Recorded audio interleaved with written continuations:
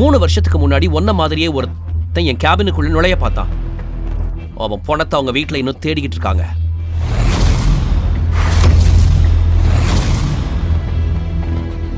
Deepak, Deepak please Vivek கிட்ட மன்னிப்பு கேட்டுடு. இவன் கிட்ட மன்னிப்பு கேட்கணும்னு அவசியமே இல்ல. இவன் சும்மா மிரட்டுறான். இவன் குறைக்கிற நாய் கடிக்க மாட்டான். நாயா? 2 ரூபாய்க்கு வக்கீலாத வீட்டோட மாப்பிள்ள இப்ப பாரு இந்த நாய் என்ன பண்ணுதுன்னு. இன்னைக்கு உன் தோலை உரிச்சு எடுக்கலன்னா என் பேர் விவேக் இல்ல. இது நவீனோட பிரதர் இல்லா தானே? பெரிய பணக்கார குடும்பத்தோட மருமக தான் வைஃபோட பர்த்டே பார்ட்டில வெயிட்டர் மாதிரி சுத்திக்கிட்டு இருக்கா. அடடா, உனக்கு இப்படி ஒரு நிலைமை வந்துருச்சு பாரு. சபாஷ். அவன் வைஃபுக்கு கிஃப்ட் கொடுக்க ஓவர் டைம் ஒர்க் பண்ணுவான் போல. வாங்க ப்ரோ. இப்போ நான் காட்டுற உண்மையான வேடிக்கை என்ன? ஷூர். ஹே வெயிட்டர். Yes sir. இங்க வா.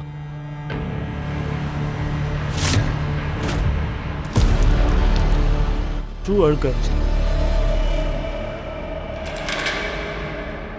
என்ன பார்க்குற? க்ளீன் பண்ணு, க்ளீன் பண்ணு. வீட்டோடு மாப்பிள்ளையான தீபக் ஒன்றும் பேசாமல் நவீனின் ஷூவை சுத்தம் செய்ய தொடங்கினான். அங்கு கூடியிருந்த அனைவரும் அதை பார்த்து சிரிக்கத் தொடங்கினர். இதை பார்த்த ஷர்மிளா அவமானம் தாங்காமல் தலைகுனிந்து நின்றாள். நவீனின் ஷூ மின்னிய பிறகு தீபக் அமைதியாக சொன்னான், முடிஞ்சது சார். குட். திருத்தணியின் மிக பெரும் பணக்கார குடும்பத்தைச் சேர்ந்த ஷர்மிளாவின் தாத்தா ஏதோ ஒரு மர்ம காரணத்துக்காக அவளை மிகவும் ஏழை மற்றும் ஆதரவற்றவனான தீபக்கிற்கு திருமணம் செய்து வைத்திருந்தார். ஷர்மிளா திருமணத்தை ஏற்றுக்கொண்டாள். ஆனால் மாமனார் வீட்டில் வீட்டோடு மாப்பிள்ளையாக வாழும் தீபக்கின் மரியாதை வீட்டின் வேலைக்காரர்களை விடவும் கேவலமாக இருந்தது.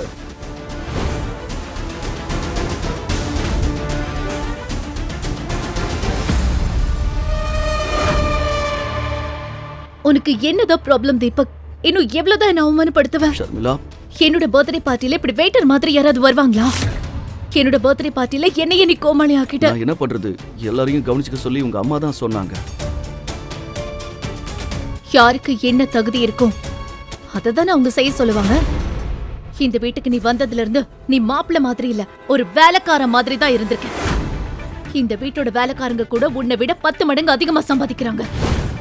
என்னோட தாத்தா உன்கிட்ட என்ன பார்த்தாருன்னே எனக்கு தெரியல. எப்படியோ கட்டாயப்படுத்தி உன்னை எனக்கு கல்யாணம் பண்ணி வச்சுட்டாரு. தேங்க்யூ. ப்ளீஸ் தண்ணி குடி. Please cool down.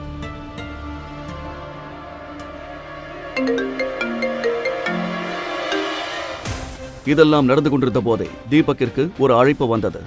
இத்தனை பிரச்சனைகளுக்கு நடுவிலும் அவனது முகத்தில் ஒருவித அமைதி நிலவியது. அவன் சாமர்த்தியமான முறையில் ஷர்மிளாவை சமாதானப்படுத்தி விட்டு எந்த சலசலப்பும் இன்றி அந்த பார்ட்டியை விட்டு வெளியேறினார். தீபக்கின் இந்த மாற்றத்தைக் கண்டு ஷர்மிளா ஆச்சரியத்தில் உறைந்தாள். அவன் இரவு திரும்பி வந்ததும் நேராக அவர்கள் வீட்டின் பெட்ரூமுக்கு சென்றான். உனக்கு வெக்கமா இல்ல? நேரா பெட்ரூம்குள்ள வர இடியட். முதல்ல இங்கிருந்து வெளியே போ. நான் உன்னோட ஹஸ்பண்ட் தானே, நான் ஏன் வைக்கப்படணும்? மத்தவங்களுக்கு ட்ரிங்க் சர்வ் பண்ணும்போது நீயும் கொஞ்சம் குடிச்சிட்டியா என்ன?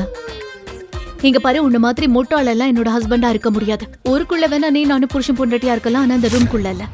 சரி, இந்த ராத்திரியில எங்க போயிட்டு வர? ஆக்சுவலி நான் உனக்காக ஒரு கிஃப்ட் கொண்டு வந்திருக்கேன். அதை பார்த்தா நீயே ஆச்சரியப்படுவ. ப்ளீஸ் எதுவும் வேண்டாம். நீ யூஸ்வலா கொடுக்கற அந்த பொட்டு சீப்பு இந்த மாதிரி தான் இருக்கும். இதுக்காக யார் கீழே வருவாங்க? ஒரு தடவை வந்து பாரு, நான் ஒரு ஸ்பெஷல் கிஃப்ட் கொண்டு வந்திருக்கேன். அதை பார்த்தா நீ கண்டிப்பா ஆச்சரியப்படுவேன். ப்ளீஸ் வா. தீபக்கின் பேச்சை கேட்டு ஷர்மிளா ஆச்சரியப்பட்டாள். ஷர்மிளா ப்ளீஸ் வா, உன்னோட கிஃப்ட் ஒரு தடவை வந்து பாரு. வரேன் போ.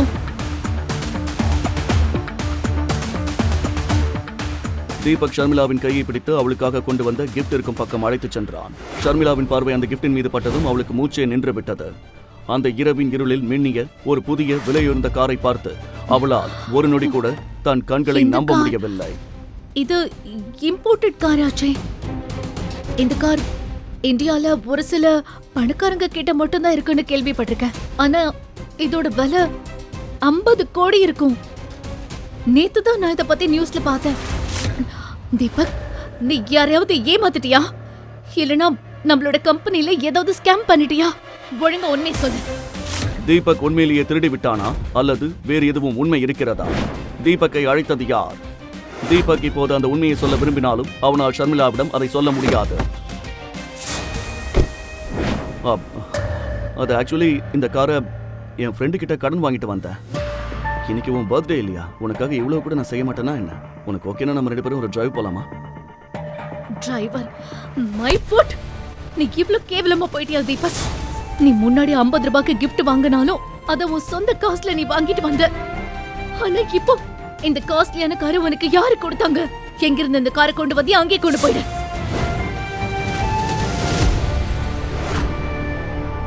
இதுதான் ஷர்மிளாவை அசிங்கப்படுத்துறதுக்கு ஒரு பர்ஃபெக்ட் சான்ஸ். இந்த சான்ஸ் எனக்கு தான், தீபக் இல்ல. உண்மையில் ஷர்மிளாவின் திருமணம் முடிந்த சில நாட்களிலேயே அவளது தாத்தா இறந்து விட்டார். சதாசிவம் குடும்பத்தின் தலைவர் அவளது பாட்டி காயத்ரி தேவி. பாட்டி தீபக்கை தங்கள் சதாசிவம் குடும்பத்திற்கே ஒரு களங்கம் என்று நினைத்தாள். தீபக்கை திருமணம் செய்ததால் ஷர்மிளா மீதும் அவளுக்கு கோபம் இருந்தது. இந்த வாய்ப்பை நவீன் மற்றும் கார்த்திகா பயன்படுத்திக் கொள்ள நினைத்தனர். நாளைக்கு மொத்த குடும்பத்துக்கு முன்னாடியும் ஷர்மிளாவோட மானம் கப்பல் ஏறப்போகுது. நாளைக்கு சந்தோஷமான நாள்.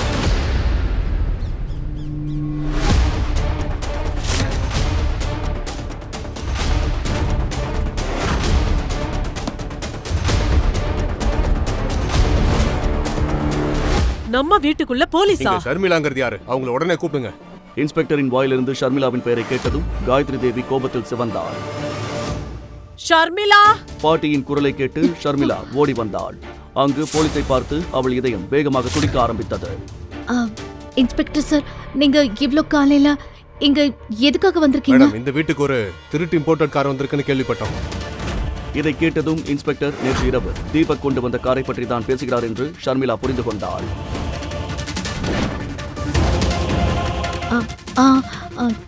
கார் வந்தது, ஆனா அது என்னோட ஹஸ்பண்ட் தீபக் கொண்டு வந்தது. அந்த காரோட விலை 50 கோடிக்கும் அதிகமா இருக்குன்னு எங்களுக்கு இன்ஃபர்மேஷன் கிடைச்சிருக்கு. அப்படின்னா உங்க ஹஸ்பண்ட் ஒரு மாசத்துக்கு எவ்வளோ சம்பாதிக்கிறாரு? அந்த கேவலமான ஒத்த பைசாக்கு பிரோஜனம் இல்லாத வீட்டோட மாப்பிள திருடவும் ஆரம்பிச்சிட்டானா? நீங்க 2 பேரும் சேர்ந்து சதாசிவம் குடும்பத்தோட மானத்தைய ஒட்டுமொத்தமா வாங்கிட்டீங்க. இன்ஸ்பெக்டர், இவன் புருஷ படிப்பறிவே இல்லாதவன், ஒரு வேலைக்கு கூட போக மாட்டான். நீங்க சொல்றத வச்சு பார்த்தா இந்த வேலை இல்லாத முட்டாள் கிட்ட 50 கோடி ரூபாய் கார் எப்படி வந்தது? அது அவரோட ஃப்ரெண்டு கிட்ட இருந்து வாங்கிட்டு வந்தது. என்ன சொன்ன? கடனாவா? அப்படியே இருந்தாலும் இந்த உதவாக்கரையோட 50 கோடி ரூபாய்க்கு கார் வச்சிருக்கிற அளவுக்கு ஃப்ரெண்ட் யாரு? சரி, அப்படியே இருந்தாலும் இவ்ளோ காஸ்ட்லியான காரை யாராவது ஓசியில கொடுப்பாங்களா? அப்போ இந்த ஒத்த பைசாக்கு பிரோஜனம் இல்லாதவனுக்கு 50 கோடி ரூபாய் வர்த்துள்ள காரை கடனா கொடுத்தவனோட பேரை சொல்லு. பாட்டியின் இந்த பேச்சை கேட்டு ஷர்மிளாவுக்கு தலை சுற்றியது. தீபக் கண்டிப்பாக ஏதோ குழப்பம் செய்திருக்கிறான் என்று அவள் புரிந்து கொண்டாள். இன்று வரை ஷர்மிளா யாரிடமும் இவ்வளவு அவமானப்பட்டதில்லை. அவன் பேரு, அந்த ஃப்ரெண்டோட பேரு என்னன்னு எனக்கு தெரியாது. அப்ப சரி, உங்க ஹஸ்பண்ட கூப்பிடுங்க. போய் தேடி அவனை கூட்டிட்டு வா.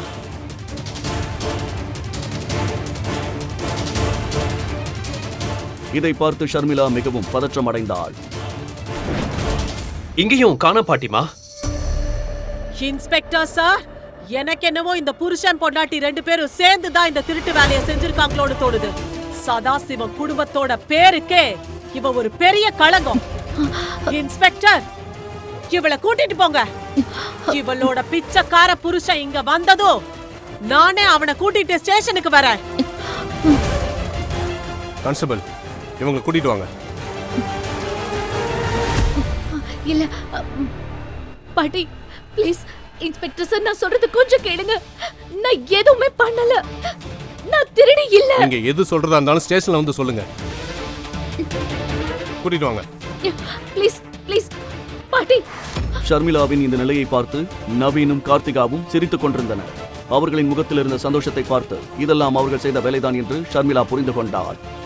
ஆனால் அவர்களை விட தீபக் மீதுதான் அவளுக்கு கோபம் அதிகமாக வந்தது. மேம், தாத்தாவோட கண்டிஷன் என்னவா இருந்தாலும் சரி, இந்த ப்ராப்ளம் எல்லாம் சால்வ் ஆனதுக்கு அப்புறமா நான் தீபக்கு கண்டிப்பா டிவோர்ஸ் பண்ணிடுவேன். அப்போது ஒரு கான்ஸ்டபிள் தன் கம்ப்யூட்டரில் எதையோ பார்த்தார். அதை பார்த்து அவர் முகம் வெளிரி போனது. அவர் உடனடியாக இன்ஸ்பெக்டரிடம் ஓடிச் சென்று அவர் காதில் ஏதோ கிசுகிசுத்தார். இதை கேட்ட இன்ஸ்பெக்டர் வேகமாக கம்ப்யூட்டரை நோக்கி நடந்தார். கம்ப்யூட்டரில் அதை பார்த்ததும் அவருக்கு மயக்கமே வந்துவிட்டது. அட கடவுளே, நாம மாட்டிக்கிட்டோம். இது சேதுபதி அரச குடும்பத்தோட கார். இத மேலதிகாரிகளுக்கு இன்ஃபார்ம் பண்ணு போ. நீ உன்னோட கடவுள்கிட்ட நல்லா வேண்டிக்க. சேதுபதி அரச குடும்பத்திற்கு அனைத்து இடங்களிலும் மிகுந்த மரியாதையும் செல்வாக்கும் இருந்தது. அவர்கள் பெயரை கேட்டதும் ஷர்மிளாவுக்கு வியர்த்து கொட்டியது. சேதுபதி குடும்பம் இது வரைக்கும் எந்த கம்ப்ளைண்ட்டும் கொடுக்கல. சதாசிவம் குடும்பத்துக்கு நேரம் சரியில்லைன்னு நினைக்கிறேன். அதே சமயம் தீபக் வீட்டிற்கு திரும்பிய போது ஷர்மிளா வீட்டில் இல்லாதது அவனுக்கு ஏதோ விசித்திரமாக தோன்றியது. இந்த ஷர்மிளா எங்க போயிட்டா? இன்னைக்கு நான் ஆபீஸ்ல டிராப் பண்ணவும் சொல்லல, போன் பண்ணாலும் எடுக்க மாட்டேங்கிறா. எங்க தான் போயிருப்பா? இந்த குழப்பத்திற்கு இடையில் நவீன் ஒரு வித்தியாசமான ஸ்டைலிலும் வினோதமான சிரிப்புடனும் அங்கு வந்தான். அவனது கண்கள் ஒரு வேட்டைக்காரன் தன் இலக்கை தெரிந்து கொண்டது போல நேராக தீபக் மீது நிலைத்திருந்தது. அட தீபக், என்னாச்சு? ஷர்மிளாவிய தேடிட்டு இருக்க, ஆனா அவளதான் போலீஸ் பிடிச்சிட்டு போயிட்டாங்களே. போலீஸ்? என்ன காரணத்துக்காக? உன்னை கல்யாணம் பண்ணதுக்காக. பாவம் ஷர்மிளா. உண்மையை சொல்லி என்ன காரணத்துக்காக அவளை அரெஸ்ட் பண்ணாங்க? நேற்று நைட் கொண்டு வந்த கார் இருக்குல்ல, அதை திருடின குற்றத்துக்காக. நேற்று நைட் நான் பார்த்தேன், உன்ன மாதிரி ஒரு பிச்சைக்காரங்கிட்ட இவ்வளோ காஸ்ட்லியான கார் எப்படி வந்தது? அதனால தான் நான் உடனே போலீஸ்க்கு இன்ஃபார்ம் பண்ணிட்டேன். அவங்களும் காலையில் சீக்கிரமாக வந்து ஷர்மிளாவை அரெஸ்ட் பண்ணிட்டாங்க.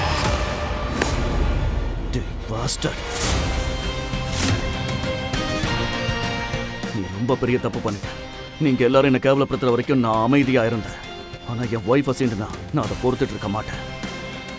பொறுத்திருந்து பாரு, நான் இந்த சதாசிவம் குடும்பத்தை என்ன பண்ண போறேன்.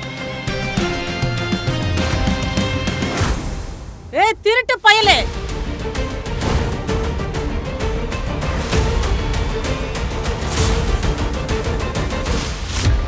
நவீன், நீ ஏன் அவன் பேசுறத கேட்டுட்டு இருக்க? இவனை பிடிச்ச ஸ்டேஷனுக்கு கூட்டிட்டு போ. இவன் நம்ம குடும்பத்தையே ரொம்ப கேவலப்படுத்திட்டு இருக்கான். ஆமா, வாங்க எல்லாரும் வாங்க. ஷர்மிளாவுக்கு இந்த மாதிரி கஷ்டத்தை கொடுத்து எவ்வளவு பெரிய தப்பு பண்ணிருக்கீங்கன்னு உங்க எல்லாருக்கும் கூட தெரியணும்ல. பாட்டி நவீன் மற்றும் கார்த்திகாவை அழைத்துக் கொண்டு போலீஸ் ஸ்டேஷனை நோக்கி சென்றார். அங்கே பல திடுக்கிடும் உண்மைகளும் அதிர்ச்சியும் அவர்களுக்காக காத்திருந்தன. அட கடவுளே, சீக்கிரம் இந்த மேடத்தை இங்கிருந்து அனுப்புங்க. அட கடவுளே, அந்த அக்கா தம்பி அப்புறம் அந்த பாட்டியோட பேச்சை கேட்டு நாம இவ்வளவு பெரிய தப்பு பண்ணிட்டோமே. இப்ப சீஃப் மினிஸ்டர் சார் தான் போன் பண்ணாரு. ஷர்மிளா மேடம் அரெஸ்ட் பண்ணதுக்காக நம்ம எல்லாருமே சஸ்பெண்ட் பண்ணிட்டாங்க. ஷர்மிளா மேடம், எங்களை மன்னிச்சிருங்க மேடம். மேடம், நீங்க சீஃப் மினிஸ்டர் சார் கிட்ட பேசி எங்க வேலையை காப்பாத்துங்க மேடம். இல்லனா எங்க குடும்பம்லாம் நடுத்தருவுக்கு வந்துரும். மேடம், எங்களை மன்னிச்சிருங்க. இன்ஸ்பெக்டர் சார், ஆனா நான் எப்படி அதெல்லாம் பண்ண முடியும்? எனக்கு எந்த சீஃப் மினிஸ்டரையும் தெரியாது. இல்ல மேடம், உங்களுக்கு தெரியாம இருக்கலாம், ஆனா உங்க ஹஸ்பண்டுக்கு தெரியும். சீஃப் மினிஸ்டர் சாரே சொன்னாரு, இன்னைக்கு இந்த நிலைமையில இருக்கிறதுக்கு உங்க ஹஸ்பண்ட் தான் காரணம்னு அவர் சொன்னாரு மேடம். மேடம், நாங்க பெரிய தப்பு பண்ணிட்டோம் மேடம். ப்ளீஸ் மன்னிச்சிருங்க மேடம். ப்ளீஸ், என்ன நானே அடிச்சுக்கிறேன் மேடம். எங்களை மன்னிச்சிருங்க மேடம். இதையெல்லாம் பேசிக் கொண்டிருக்கும் போதே நவீன் தீபக்குடன் ஸ்டேஷனுக்கு வந்து விட்டார். அவர்களுடன் பாட்டியும் இருந்தார். இங்க என்ன நடக்குது? அட இன்ஸ்பெக்டர், நான் அந்த திருட்டு மாப்பிளைய புடிச்சு வந்திருக்கேன், பாருங்க. இன்ஸ்பெக்டரின் பார்வை தீபக் மீது பட்டதும் அவர் திகைத்து போய் தீபக் முன் சென்று மண்டியிட்டார். சின்னையா நீங்களா?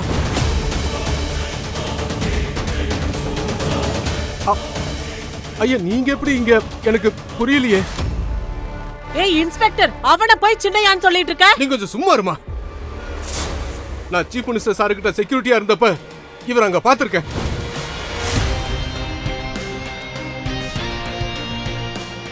பிறகு இன்ஸ்பெக்டர் தீபக்கை பற்றி சொன்னதை கேட்டு அங்கிருந்த அனைவரும் திகைத்து போயினர். தீபக்கின் உண்மையான ரகசியத்தை கேட்டபோது முழு போலீஸ் ஸ்டேஷனின் மொத்த காட்சியுமே தலைகீழானது. ஒரு நொடியில் துப்பாக்கி சத்தம் கேட்ட இடத்தில் அனைவரும் தீபக்கின் காலில் விழுந்து கெஞ்சினர். இத்தனை வருஷங்களா இவ்ளோ பெரிய ஆளு சாதாரண ஆள் மாதிரி ஏன் வாழ்ந்தாரு? என் ஹஸ்பண்ட் ஒரு கோடீஸ்வரன்னு தெரியாம அவரை திருடன்னு சொல்லி அவமானப்படுத்திட்டேன். எந்த ஹஸ்பண்ட் கிட்ட வீட்டு வேலை வாங்கினோ, துணி துவைக்க வச்சனோ, செருப்பை எடுக்க வச்சனோ, யார உதவாக்கறேன், காசு இல்லாதவன், எதுக்கும் லாய்க்கு இல்லாதவன்னு நினைச்சனோ, அவனோட உண்மையான அந்தஸ்து என்னன்னு தெரிஞ்சுக்கிட்டதுக்கு அப்புறம் என் உலகமே ஆடி போயிருச்சு.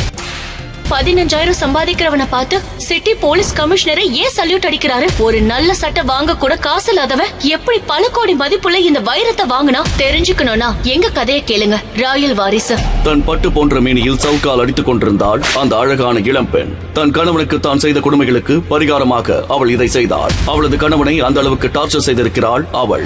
வீட்டை துடைக்க வைப்பது, துணி துவைக்க வைப்பது, செருப்பை துடைத்து எடுத்து வர சொல்வது என்று கட்டிய கணவனை வேலைக்காரனாக விட கேவலமாக நடத்தினாள் அவள். ஆனால் அவன் ஒரு மாபெரும் சாம்ராஜ்யத்தின் ஒரே வாரிசு என்பது அப்போது அவளுக்கு தெரிந்திருக்கவில்லை. விலை மதிக்கவே முடியாத அபூர்வமான வைரத்தை ஒரே ஒரு போன் காலில் வாங்க முடிந்த அவனை பார்த்து உயர் அதிகாரிகளை சல்யூட் அடிக்கிறார்கள். அப்பேற்பட்டவன் அவள் காலடியில் அவளது அன்புக்காக ஏங்கி கிடக்கிறான். கையில் கிடைத்த பொருட்களை எல்லாம் தீபக் மீது வீசி அடிக்கிறாள் ஷர்மிளா. ஏய், என்ன பண்ற? எதுக்கு இப்படி வெறி பிடிச்ச மாதிரி நடந்துக்கிற? ஆமா, எனக்கு வெறிதான் பிடிச்சிருக்கு. இங்க பாரு, என் பாட்டி பர்த்டே பார்ட்டிக்கு 5 லட்சம் ரூபாய்க்கு gift வாங்கிட்டு வரலன்னு வை, உன்னை இந்த கத்தியாலேயே குத்தி துண்டு துண்டா வெட்டி நாய்க்கு போட்டுருவேன் என்று அவனை எச்சரித்தவள் தன் கையில் இருந்த கத்தியை அவன் மீது குறிபார்த்து வீசுகிறாள். நல்ல வேளையாக கத்தி தீபக் மீது படவில்லை. நீ கவலைப்படாத ஷர்மி, நான் என் தலையை அடமான வச்சாவது நீ கேட்ட மாதிரி காஸ்ட்லியான கிஃப்ட வாங்கிட்டு வரேன். I promise. Exactly. But miss ஆயிடுச்சுன்னு வை, இத அப்படியே உள்ள இறக்கிடுவேன். புரிஞ்சுதா? மிஸ் ஆகாதுமா. பெட்டர். கத்தியை அவன் கையில் திணித்துவிட்டு ஸ்டைலாக நடந்து போகிறாள் ஷர்மிளா. பிரபல தொழிலதிபரும் ஷர்மிளாவின் பாட்டியுமான காயத்ரி தேவியின் பிறந்தநாள் விழாவுக்கு பிரபல தொழிலதிபர்களும் தமிழகத்தின் பெரிய பெரிய விவிஐபிகளும் வருவார்கள். அவர்கள் முன்னால் தானும் காஸ்ட்லியான கிஃப்ட் கொடுத்து தன் பாட்டியை அசத்த வேண்டும் என்றுதான் அப்படி சொன்னாள் ஷர்மிளா. ஆனால் அவனது சொந்த திருமணத்திற்கே காரில் வர பணம் இல்லாமல் சைக்கிளில் வந்தவன் தான் தீபக். அன்று ஷர்மிளா தீபக் கல்யாணத்திற்கு வந்திருந்தவர்கள் இப்போதும் அதை சொல்லி கேலி செய்து கொண்டிருக்கிறார்கள். ஷர்மிளாவின் தாத்தா மட்டும் கட்டாயப்படுத்தவில்லை என்றால் இப்படி ஒருத்தனை ஷர்மிளா நிச்சயமாக திருமணம் செய்து கொண்டிருக்க மாட்டாள். அவனால் ஷர்மிளா சொன்னது போல 5 லட்சம் ரூபாய்க்கு கிஃப்ட் வாங்க முடியுமா? ஷர்மிளா கேட்ட 5 லட்சம் ரூபாய் கிஃப்டை பற்றி யோசித்தபடி சைக்கிளில் போய் கொண்டிருந்த தீபக்கை அங்கே வந்த போலீஸ் ஜீப் மடக்கி நிறுத்துகிறது. ஜீப்பில் இருந்து இறங்கிய போலீஸ் இன்ஸ்பெக்டர் தீபக்கை அரசு செய்யும்படி சொல்லுகிறார். கான்ஸ்டபிள், இந்த திருடனை அரெஸ்ட் பண்ணுங்க. திருடனா? யார் திருடன்? நான் எதையும் திருடல, எனக்கு எதுவும் தெரியாது. அப்படியே தீபக்கின் வயிற்றில் ஓங்கி குத்துகிறார் இன்ஸ்பெக்டர். வலியில் துடிக்கிறான் தீபக். அப்போது போலீஸ் ஜீப்பில் இருந்து இறங்கி வருகிறான் ஜுவல்லரி ஷாப் செக்யூரிட்டி. சார், இவன் தான் சார் நான் சொன்ன திருடன். இவன் கண்டிப்பா திருடன் தான் சார். அன்று காலையில் காயத்ரி தேவிக்கு என்ன கிஃப்ட் வாங்கலாம் என்ற யோசனையுடன் அந்த நகை கடைக்கு போயிருந்தான் தீபக். கடையில் விலையுயர்ந்த தங்க மற்றும் வைர நகைகளை டிஸ்பிளேவில் வைத்திருந்தார்கள். அவைகளை பார்வையிட்டபடி நின்று கொண்டிருந்த தீபக்கை பின்னால் இருந்து எட்டி உதைத்தான் அந்த நகை கடை செக்யூரிட்டி. கீழே விழுந்த தீபக் அதிர்ச்சியுடன் நிமிர்ந்து பார்க்கிறான். ஏண்டா திருட்டு பையில, பட்ட பகல்லே திருடலான்னு பாத்தியா? இங்க இருக்கிறவங்க எல்லாம் என்ன ஏமாளின்னு நினைச்சியா? இங்க பாருங்க, நான் ஒன்னும் திருட வரல, வாங்குறதுக்காக தான் வந்திருக்கேன். நீ நகை வாங்க வந்தியா? மரியாதையா வெளியே போயிடு. இன்ஸ்பெக்டர் சொன்னா கேளுங்க, நான் திருடன் இல்ல. அப்படியா? உன்னை ஸ்டேஷனுக்கு கொண்டு போய் விசாரிக்கிறபடி விசாரிச்சா எல்லா உண்மையும் வெளியே வந்துடும். கான்ஸ்டபிள், இவனை எழுதிட்டு வாங்க. இன்ஸ்பெக்டர், நீங்க அந்த செக்யூரிட்டி பேச்ச கேட்டு தப்பான ஆளை கூட்டிட்டு போயிட்டு இருக்கீங்க. நான் திருடன் இல்ல. தப்பு பண்ணாத என்ன எதுக்காக ஸ்டேஷனுக்கு கூட்டிட்டு போறீங்க? என்ன போக விடுங்க. தீபக் எவ்வளவு சொல்லியும் இன்ஸ்பெக்டர் காதில் வாங்கவில்லை. தீபக்கை போலீஸ் ஸ்டேஷனுக்கு இழுத்து வருகிறார்கள். ஏன் இப்படி பண்றீங்க? என்ன பார்த்தா உங்களுக்கு திருட மாதிரி தெரியுதா?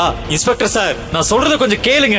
அடி வாங்கி சாக வேண்டானா ஒழுங்கா உள்ள போய் உட்காரு. நான் உன்னை அப்புறம் வந்து விசாரிக்கிறேன். சார், நான் எந்த தப்பு செய்யல. நான் பிசினஸ்மேன் சதாசிவத்தோட ஃபேமிலியை சேர்ந்தவன். அவரோட பேத்தி ஷர்மிளாவோட ஹஸ்பண்ட் என்று தீபக் சொல்ல இன்ஸ்பெக்டர் சத்தமாக சிரித்தார். அப்படியா? நீ ஷர்மிளா மேடத்தோட புருஷனா? என்னடா கதை விடுறிய? உன்னை பார்த்தா பிச்சைக்கார மாதிரி இருக்க. உன்னை கல்யாணம் பண்ணிக்கிற அளவுக்கு அவங்க நிலைமை கேவலமா போயிடுச்சா என்று கிண்டல் துணியில் கேட்ட இன்ஸ்பெக்டர் அவனை லாக்அப்பில் போட சொல்கிறார். என்ன பண்றீங்க நீங்க? நான் சொல்றது புரியலையா? நீங்க என் வைஃப் ஷர்மிளாக்கு கால் பண்ணி கேளுங்க. நான் சொல்றது உண்மையா இல்லையான்னு அப்ப தெரியும். தீபக்கை லாக்அப்பில் அடைக்கிறார்கள். இன்ஸ்பெக்டர் ஷர்மிளாவுக்கு கால் செய்கிறார். மேடம், நான் போலீஸ் இன்ஸ்பெக்டர் பேசுறேன். நகை கடையில திருட ட்ரை பண்ண ஒரு சஸ்பெக்ட அரெஸ்ட் பண்ணிருக்கோம். அவன் என்னடானா உங்க ஹஸ்பண்ட்னு சொல்றான். நீங்க கொஞ்சம் போலீஸ் ஸ்டேஷன் வரைக்கும் வர முடியுமா? இன்ஸ்பெக்டர் சொன்னதை கேட்ட ஷர்மிளாவுக்கு அதிர்ச்சியாக இருந்தது. 5 லட்சம் ரூபாய்க்கு கிஃப்ட் வாங்கி வர சொன்னதுக்காக தீபக் திருட்டு வரை போவான் என்று அவள் எதிர்பார்க்கவில்லை. திருட ட்ரை பண்ணானா? சாரி ஆபீசர், எந்த திருட்டு பயலுக்காகவும் நான் ஸ்டேஷனுக்கு எல்லாம் வர முடியாது. எனக்கு அப்படி எந்த ஹஸ்பண்டும் இல்ல என்று சொல்லி சட்டன போனை கட் செய்தாள் ஷர்மிளா. எல்லாம் தாத்தா வேலை. இப்படி ஒரு திருடனை என் தலையில கட்டி வச்சுட்டு போயிட்டாரு. தீபக் தன்னிடம் பொய் சொன்னதாக நினைத்த இன்ஸ்பெக்டர் லத்தி எடுத்துக்கொண்டு கோபமாக லாக்அப்புக்குள் போகிறார். தீபக் புரியாமல் பார்க்க லத்தியை வைத்து தீபக்கின் வயிற்றில் வேகமாக குத்துகிறார். தீபக் வலியை பொறுத்துக் கொண்டு பார்க்கிறான். பொய்யா சொல்ற? மீண்டும் அடிப்பதற்காக லத்தியை ஓங்கிய இன்ஸ்பெக்டரை ஒரு குரல் தடுக்கிறது. என்ற குரல் கேட்டு திரும்பினார் இன்ஸ்பெக்டர். அங்கு டிஎஸ்பி நின்று கொண்டிருந்தார். டிஎஸ்பியை பார்த்ததும் விரைப்பாக சல்யூட் அடித்தார் இன்ஸ்பெக்டர். நீ உன் மனசுல என்ன நினைச்சிட்டு இருக்க? போலீஸ் யூனிஃபார்ம் போட்டுட்டா யார வேணாலும் என்ன வேணாலும் செய்யலாம்னு நினைச்சிட்டு இருக்கியா என்று கோபமாக கேட்ட டிஎஸ்பி இன்ஸ்பெக்டரை விலக்கிவிட்டு நேராக லாக்அப்புக்குள் சென்று தீபக் முன்பு பவ்யமாக நின்றார். சாரி சார், நீங்க யாருன்னு தெரியாம பண்ணிட்டாங்க, தயவு செஞ்சு மன்னிச்சிருங்க என்று மன்னிப்பு கேட்கிறார். சார், நீங்க ஏதோ தப்பா புரிஞ்சுக்கிட்டீங்கன்னு நினைக்கிறேன். இவன் ஒரு திருட்டு பையன் சார். சதாசிவம் சார் ஃபேமிலின்னு வர போய் சொன்னான். இவன் சொன்ன மாதிரி ஷர்மிளா மேடத்துக்கு கால் பண்ணி கேட்டேன். அவங்க இவனை யாருன்னே தெரியாதுன்னு சொல்லிட்டாங்க என்று இன்ஸ்பெக்டர் சொல்ல, இதுக்கு மேல ஒரு வார்த்தை பேசின சஸ்பென்ஷன் இல்ல, நேர டிஸ்மிசல் பண்ணிடுவேன். இவரை யாருன்னு நினைச்ச? சதாசிவம் ஃபேமிலி மட்டும் இல்ல, இந்த ஊர்ல இருக்கிற எல்லா கோடீஸ்வர ஃபேமிலியை சேர்த்தாலும் இவர் கால் தூசுக்கு கூட வர மாட்டாங்க. இவர் யாருன்னு தெரிஞ்சுக்கணும்னா பாரு என்று சொல்லிக்கொண்டே தன் மொபைலை எடுத்து வெளிநாட்டு வெப்சைட்டில் தீபக் பற்றி வந்திருந்த ஆர்டிகளை காட்ட அதை பார்த்த இன்ஸ்பெக்டருக்கு வியர்த்து போனது. சட்டென தீபக் முன்பு மண்டியிட்டார் இன்ஸ்பெக்டர். சார், பிளீஸ் என்ன மன்னிச்சிடுங்க. அந்த செக்யூரிட்டி சொன்னதை நம்பி தெரியாம தப்பு பண்ணிட்டேன் என்று கெஞ்சிய இன்ஸ்பெக்டர் டிஎஸ்பியிடம் திரும்பி, சார் நீங்க சொல்லுங்க சார் என்று கெஞ்சலாக கேட்க டிஎஸ்பியும் இன்ஸ்பெக்டருக்காக கெஞ்சுகிறார். சார் மன்னிச்சிடுங்க சார், ஏதோ தெரியாம பண்ணிட்டான். ஓகே, ஆனா ஒரு விஷயம் ஞாபகம் வச்சுக்கோங்க. சொல்லுங்க சார். நான் யாரு, என் ஃபேமிலி பேக்ரவுண்ட் என்ன, இது எதையும் யாருக்கிட்டையும் சொல்லக்கூடாது. என் வைஃபுக்கும் சேர்த்து தான் சொல்றேன். சொல்ல மாட்டோம் சார். அடுத்த நொடி இன்ஸ்பெக்டர் லாக்அப் கதவை பணிவாக திறந்துவிட கம்பீரமாக வெளியே போகிறான் தீபக். அவனுக்கு பின்னால் டிஎஸ்பியும் இன்ஸ்பெக்டரும் பணிவாக வருகிறார்கள். தீபக் வெளியே வந்ததும் அவன் முன்னால் ஒரு ஆடம்பர கார் வந்து நிற்க காரில் இருந்து அந்த நகைக்கடை உரிமையாளர் இறங்கி வருகிறார். அவர் கையில் ஒரு அபூர்வமான உடன் ஜுவல்லரி பாக்ஸ் இருக்கிறது. நேராக தீபக்கிடம் வந்த நகைக்கடை உரிமையாளர் அந்த உடன் ஜுவல்லரி பாக்ஸை பணிவாக அவனிடம் கொடுத்துவிட்டு போகிறார். அன்று மாலை காயத்ரி தேவியின் பர்த்டே பார்ட்டி ஆடம்பரமாக நடந்து கொண்டிருந்தது. முக்கிய அதிகாரிகளும் தொழிலதிபர்களும் குடும்பத்துடன் வந்து காயத்ரி தேவிக்கு பரிசுகள் வழங்கி வாழ்த்துவிட்டு போகிறார்கள். அப்போது அங்கே வருகிறான் தீபக். அவன் கையில் அந்த உடன் ஜுவல்லரி பாக்ஸ் இருந்தது. அவனை பார்த்த ஷர்மிளா அதிர்ச்சி அடைந்தாள். இவன் எதுக்கு இங்க வந்திருக்கான் என்று நினைத்தவள் அவனிடம் வருகிறாள். ஸ்டேஷன்ல இருந்து தப்பிச்சு நேரா இங்க வந்துட்டியா? நீ நினைக்கிற மாதிரி எல்லாம் எதுவும் இல்ல ஷர்மி. அது ஒரு மிஸ் அண்டர்ஸ்டாண்டிங். உண்மை தெரிஞ்சதும் அவங்களே என்ன போக சொல்லிட்டாங்க. ஆனா நீ என்ன திருடன்னு நினைச்சிட்டே இல்ல? சரி சரி, டிராமா பண்ணாத என்றவள் அவன் கையில் இருந்த கிஃப்டை பார்த்ததும் மீண்டும் எரிச்சல் அடைந்தாள். உன்கிட்ட இந்த மாதிரி சீப்பான கிஃப்ட் வாங்கிட்டு வராதன்னு சொன்னனா இல்லையா? பேக்கிங்கே கேவலமா இருக்கு. பேக்கிங்ல என்ன இருக்கு ஷர்மி? உள்ள இருக்கிறது தானே முக்கியம். உள்ள ஒரு சூப்பர் கிஃப்ட் வச்சிருக்கேன். உன் பாட்டிக்கு நிச்சயமா பிடிக்கும். உனக்கு அவங்கள பத்தி தெரியாது. இத கொண்டு போய் யாருக்கும் தெரியாம கிஃப்டோட கிஃப்டா மறைச்சு வச்சிடு. நாம கிஃப்ட் எதுவும் கொண்டு வரலன்னு பாட்டி நினைக்கட்டும் என்று வெறுப்பாக சொன்னவள். ஒரு கோடீஸ்வர ஃபேமிலில நடக்கிற பார்ட்டிக்கு என்ன மாதிரி கிஃப்ட் கொண்டு வரணும்னு கூட உனக்கு தெரியல என்று சொல்ல அவளை பார்த்து அப்பாவியாக புன்னகைக்கிறான் தீபக். ஷாலாய் என்று கேட்க, கொண்டு போய் வை போ என்று விரட்டுகிறாள். காயத்ரி தேவிக்கு ஒரு பெண் கிஃப்ட் கொடுக்கிறாள். Thank you dear. தீபக் யாரும் பார்க்காத போது தான் கொண்டு வந்த கிஃப்டை வைத்து விட்டு போகிறான். அப்போது கருப்பு கலரில் லக்ஸூரியஸ் உடை அணிந்த ஒரு கவர்ச்சி புயல் கால் முளைத்து நடந்து வருவது போல ஸ்டைலாக நடந்து வருகிறாள். ஷர்மிளாவின் கசின் சிஸ்டர் கார்த்திகா. மொத்த விருந்தினர்களும் அவர்களை பிரமித்து போய் பார்க்கிறார்கள். பாட்டியிடம் வந்த கார்த்திகா அட்ராக்டிவான ஒரு நகைப்பெட்டியை பாட்டியிடம் நீட்டுகிறாள். ஓபன் பண்ணி பாருங்க, உங்களுக்கு பிடிக்கும்னு நினைக்கிறேன். நீ எது கொடுத்தாலும் எனக்கு பிடிக்கும். கார்த்திகா கிஃப்டை பிரிக்க சொல்ல காயத்ரி தேவி கிஃப்ட் பார்சலை பிரிக்கிறார். வந்திருந்த மொத்த கெஸ்டும் கார்த்திகா கொடுத்த கிஃப்ட் என்னவாக இருக்கும் என்று ஆர்வமாக பார்க்கிறார்கள். அதை வாங்கி திறந்து பார்த்த காயத்ரி தேவி ஆச்சரியத்தில் வாயை பிளக்கிறாள். அதில் விலையுயர்ந்த வைரங்களை வரிசையாக கோர்த்த ஒரு டைமண்ட் பெண்டன்ட் இருந்தது.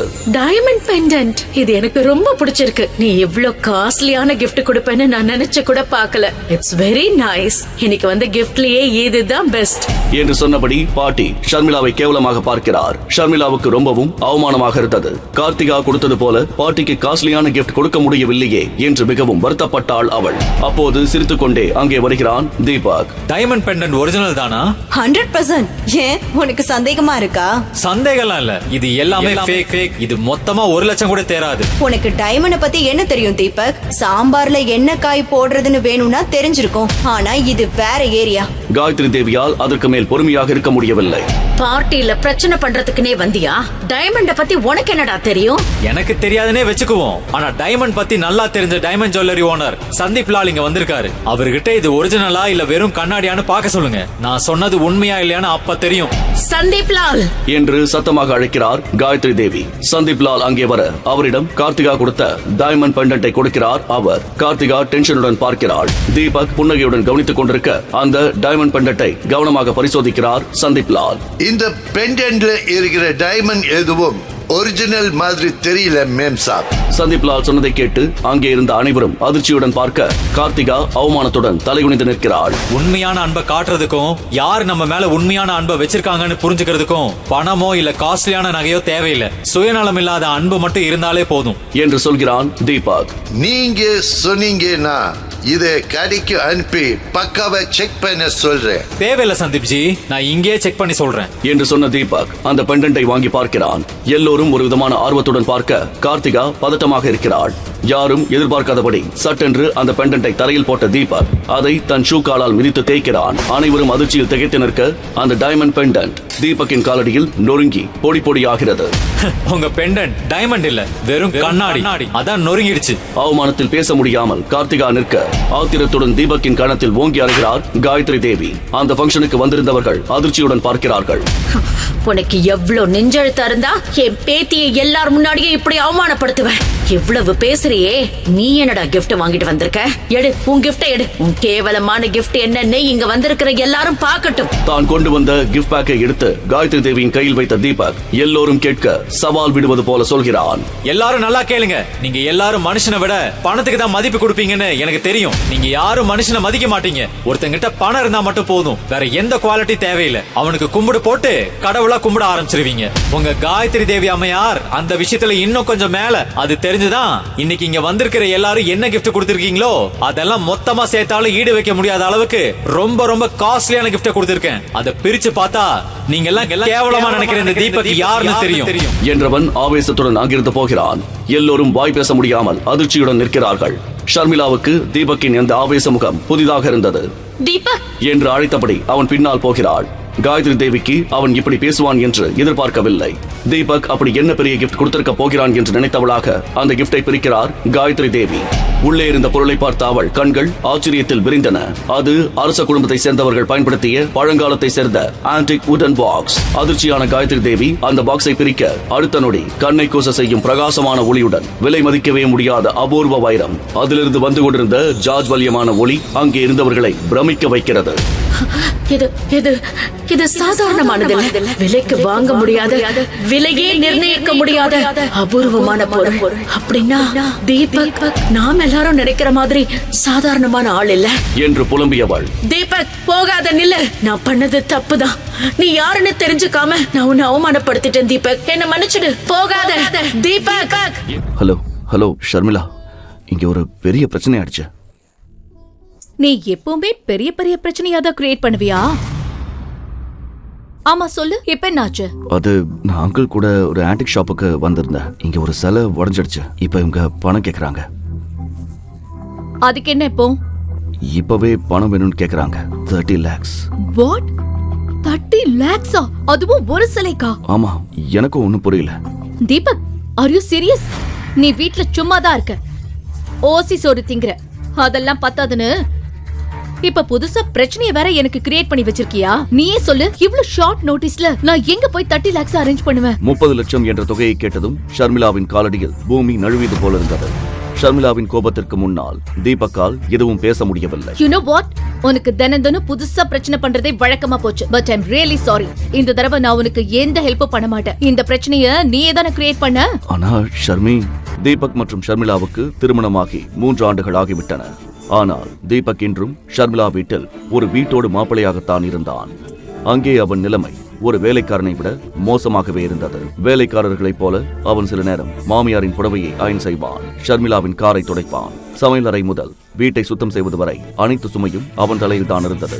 அதே சமயம் குடும்பத்தின் மொத்த பொருளாதார சுமையும் ஷர்மிளாவின் மீது இருந்ததால் கணவனின் இந்த நிலைமையை கண்டு அவளுக்கு எரிச்சலாக இருக்கும்.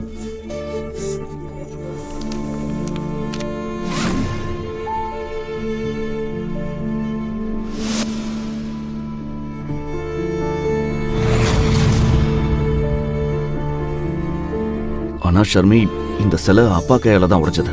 இதுல ஏன் தப்பு என்ன இருக்கு? நான் சொல்றதை கேட்க ஒரு சான்ஸாவது கொடுத்துருக்கலாம்ல. நான் பேசுறதை கேட்காமலேயே போனை கட் பண்ணிட்டேன்.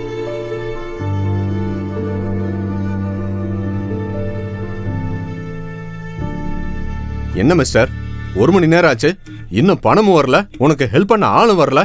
இதுல இந்த பெரியவர் வேற கடையை விட்டு ஓட பாக்குறாரு. நல்ல வேலை செக்யூரிட்டி வர பாத்துட்டாங்க, இல்லைன்னா எஸ்கேப் ஆக பிளான் பண்ணிட்டீங்களா? பாருங்க மிஸ்டர், மணி 2 ஆகுது. 5 மணிக்குள்ள இந்த ஆன்டிக் சிலையோட பணத்தை கட்டலனா நான் போலீஸை வர வச்சு இந்த பெரியவரை உள்ள தள்ளிடுவேன். அப்புறம் இந்த பாடி கார்ட்ஸ் உங்களை நல்லா கவனிப்பாங்க. புரிஞ்சுதா? சார் புரிஞ்சுது. ப்ளீஸ் ஒரு 2 நிமிஷம். சரி, நாங்கள் இதை எப்படியாவது ஷார்ட் அவுட் பண்ணிடுறோம். அங்கிள், பணம் கட்டாம இவங்க நம்மளை போக விட மாட்டாங்க. ஆனா எனக்கு ஜெயிலுக்கு போக பயமா இருக்கு. ப்ளீஸ் நீ ஏதாச்சும் பண்ணு. எனக்கு பதிலா நீ ஜெயிலுக்கு போயிடு. எப்படியும் என் குடும்பம் 3 வருஷமா உனக்கு சோறு போட்டு தங்க இடம் கொடுத்துருக்குல்ல, எனக்காக இதை கூட செய்ய மாட்டியா நீ? அங்கிள், நான் ஜெயிலுக்கு போறதுல பிரச்சனை இல்லை. ஆனா நீங்க உடைச்சது CCTVல ரெக்கார்ட் ஆயிருக்கு. அப்படி விட மாட்டாங்க. அந்த மேனேஜர் எப்படி மிரட்டிட்டு போறான்னு பாத்தீங்க. பேசாம பணத்தை கொடுத்துருங்க. 30 லட்சம் கொடுக்கணும். என் பாக்கெட்ல 30 ரூபாய் கூட இல்ல. நான் சம்பாதிக்கல. எனக்கு செலவுக்கே ஷர்மிளா தான் காசு தரா. என்கிட்ட வேலையும் இல்ல, காசும் இல்ல. நான் எப்படி கட்ட முடியும்? நீ ஷர்மிளாவுக்கு ஃபோன் பண்ணு. நான் அவளுக்கு ஃபோன் பண்ணேன். அவ நான் சொல்றதை கேட்காமலேயே கட் பண்ணிட்டா. நீ ஒரு யூஸ்லெஸ், சுத்த வேஸ்ட். என் பொண்ணு முன்னாடி உன்னால வாயை திறந்து பேசக்கூட முடியல. அவளுக்கு கால் பண்ணு, நான் பேசுறேன்.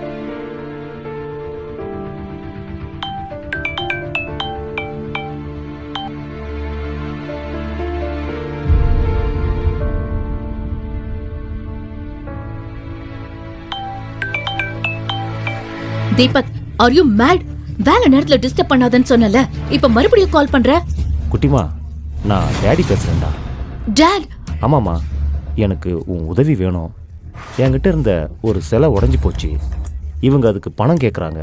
கொடுக்கலனா ஜெயிலுக்கு அனுப்புவோன்னு சொல்றாங்க. ஆனா டாட், நீங்க ஜெயிலுக்கு போகணுமா? தப்பு பண்ணது தீபக், அதுக்கு எதுக்கு நீங்க ஜெயிலுக்கு போகணும்? இல்லடா, அது ஆக்சுவலா என் கைப்பட்டு தான் உடஞ்சது. சிலைய போட்டோ எடுக்கும்போது தவறுதலா கைப்பட்டு கீழே விழுந்துருச்சு.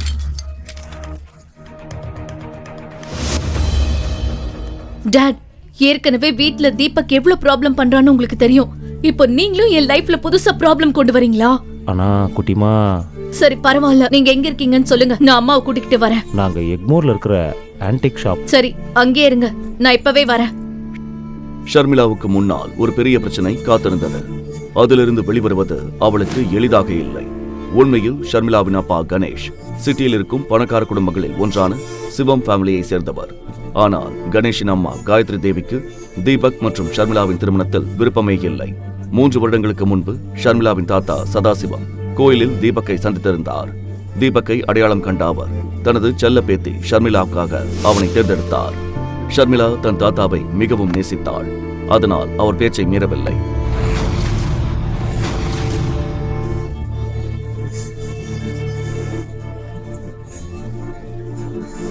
ஆனால் திருமணம் முடிந்த சில காலத்திலேயே சதாசிவம் இறந்து விட்டார். அவர் ஏன் தீபக்கை தேர்ந்தெடுத்தார், அவருக்கு எப்படி தீபக்கை தெரியும் என்ற ரகசியமும் அவருடனேயே புதைந்து விட்டது. அவர் போன பிறகு குடும்பத்தின் அதிகாரம் ஷர்மிளாவின் பாட்டி காயத்ரி தேவி கைக்கு வந்தது. காயத்ரி தேவிக்கு குடும்ப கௌரவம் மிக முக்கியம். அவரால் தன் குடும்பத்தில் தீபக் என்ற பெயரை சகித்துக் கொள்ள முடியவில்லை. அதனால் அவர் கணேஷ் மற்றும் அவர் குடும்பத்தை சிவம் குடும்ப மாளிகையை விட்டு பிரித்து வைத்தார்.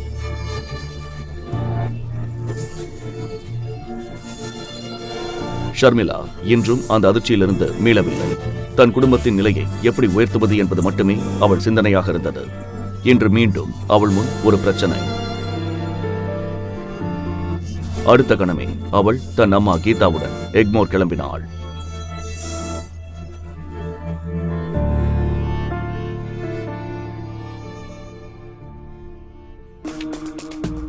டாட், நீங்க ஓகே தானே?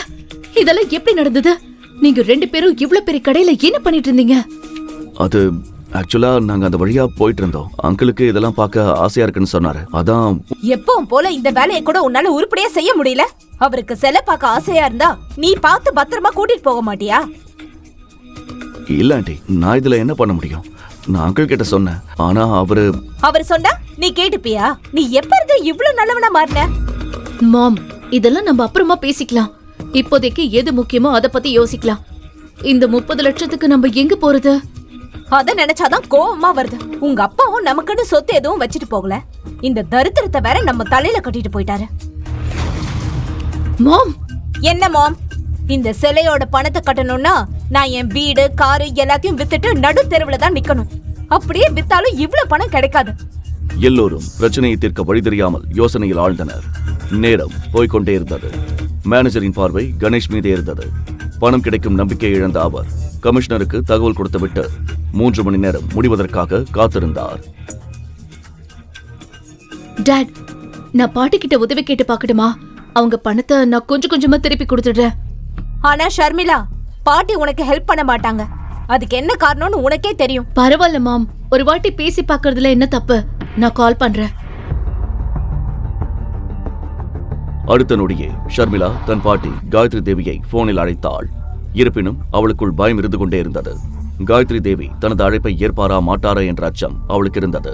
ஹலோ பாட்டி, நான் அட, உன் நம்பர் என்கிட்ட இருக்கு. என்ன விஷயம்னு சொல்லு. காயத்ரி தேவி அவள் சொல்வதை கூர்மையாக கவனித்துக் கொண்டிருந்தார். சரி, நான் உனக்கு பணம் தரேன். ஆனா அதுக்கு பதிலா நீ என்னோட ஒரு கண்டிஷனை ஏத்துக்கணும். கண்டிஷனா? என்ன கண்டிஷன்? நம்ம குடும்பம் சீக்கிரமே சென்னையோட மிகப்பெரிய கம்பெனியான SV குரூப்ஸோட சேர்ந்து பிசினஸ் பண்ண போறோம். உனக்கு என் மேல கொஞ்சமாவது மரியாதை இருந்தா, இல்ல நீ என்ன பாட்டியா மதிச்சா, இப்பவே இந்த நிமிஷமே நீ டிவோர்ஸ் பண்ணிடு. அப்புறம் SV குரூப்ஸோட சேர்மன் பையன் விவேக்க கல்யாணம் பண்ணிக்கோ. ஆனா பாட்டி, நீங்க ஏன் இப்படி எல்லாம் பேசுறீங்க? இந்த விஷயத்துல தீபக் மேல எந்த தப்பும் இல்லையே. பாரு, எனக்கு அத பத்தி எல்லாம் கவலை இல்ல. உனக்கு என் கண்டிஷன் சம்மதம்னா நான் உனக்கு உதவி செய்வேன். பாட்டி, என் அப்பா உங்க பையன், சொந்த பையனுக்கே நீங்க இப்படி துரோகம் பண்றீங்களே. இன்னைக்கு கணேஷ் இந்த பிரச்சனையில இருக்கான்னா அதுக்கு காரணமே நீதான். அதனால என் கண்டிஷனுக்கு ஓகே சொன்னா நான் பணம் தர தயார். ஆனா பாட்டி, நான் ஷர்மிளாக்கு முன்னால் இப்போது வேறு வழி எதுவும் தெரியவில்லை. ஷர்மிளா, ப்ளீஸ் கவலைப்படாத. நான் ஏதாவது பண்றேன். இப்ப என்ன பண்ணுவ நீ? இவ்ளோ பெரிய தொகையை வெளியில போய் பிச்சை எடுத்துட்டு வருவியா? ஷர்மி, இப்போ நான் சொல்றத கேளு. நீ இன்னைக்கே இந்த ஆளை டிவோர்ஸ் பண்ணிட. இவன் உன் லைஃபை விட்டு போயிட்டா பாட்டி நம்மள வீட்டுக்குள்ள சேர்த்துப்பாங்க. அது மட்டும் இல்லாம விவேக் உன் ஃப்ரெண்டு தானே. அவனுக்கு உன்னை பத்தி நல்லா தெரியும். அவன் கண்டிப்பா உனக்கு ஹெல்ப் பண்ணுவான்.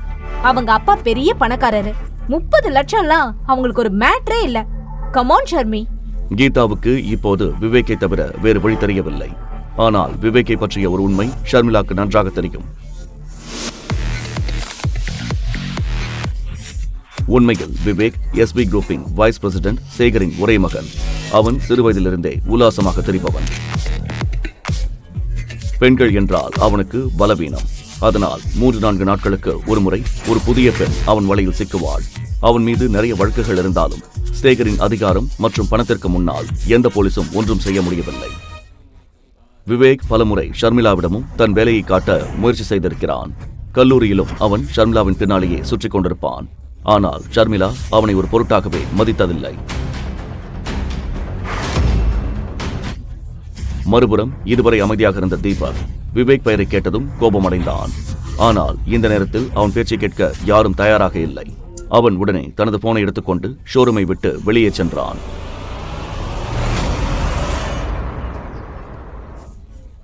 ஷோரூமுக்கு வெளியே சென்றதும் அவன் மொபைலில் ஒரு நம்பரை டயல் செய்தான்.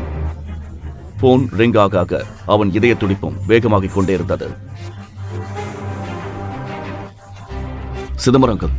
வணக்கம் தம்பி, எப்படி இருக்கீங்க? நான் நல்லா இருக்கேன் அங்கிள். நீங்க எப்படி இருக்கீங்க?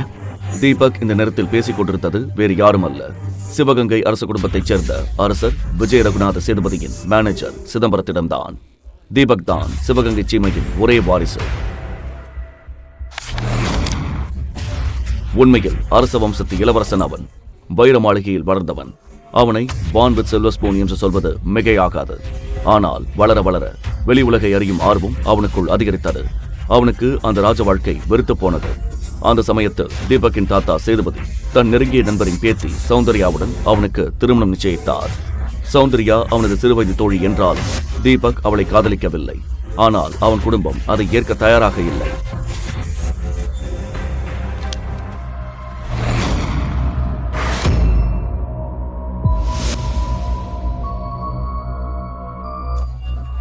எனவே திருமணம் நிச்சயிக்கப்பட்ட அன்று அலங்கரிக்கப்பட்ட மண்டபத்தை விட்டு தீபக் ஓடிவிட்டான்.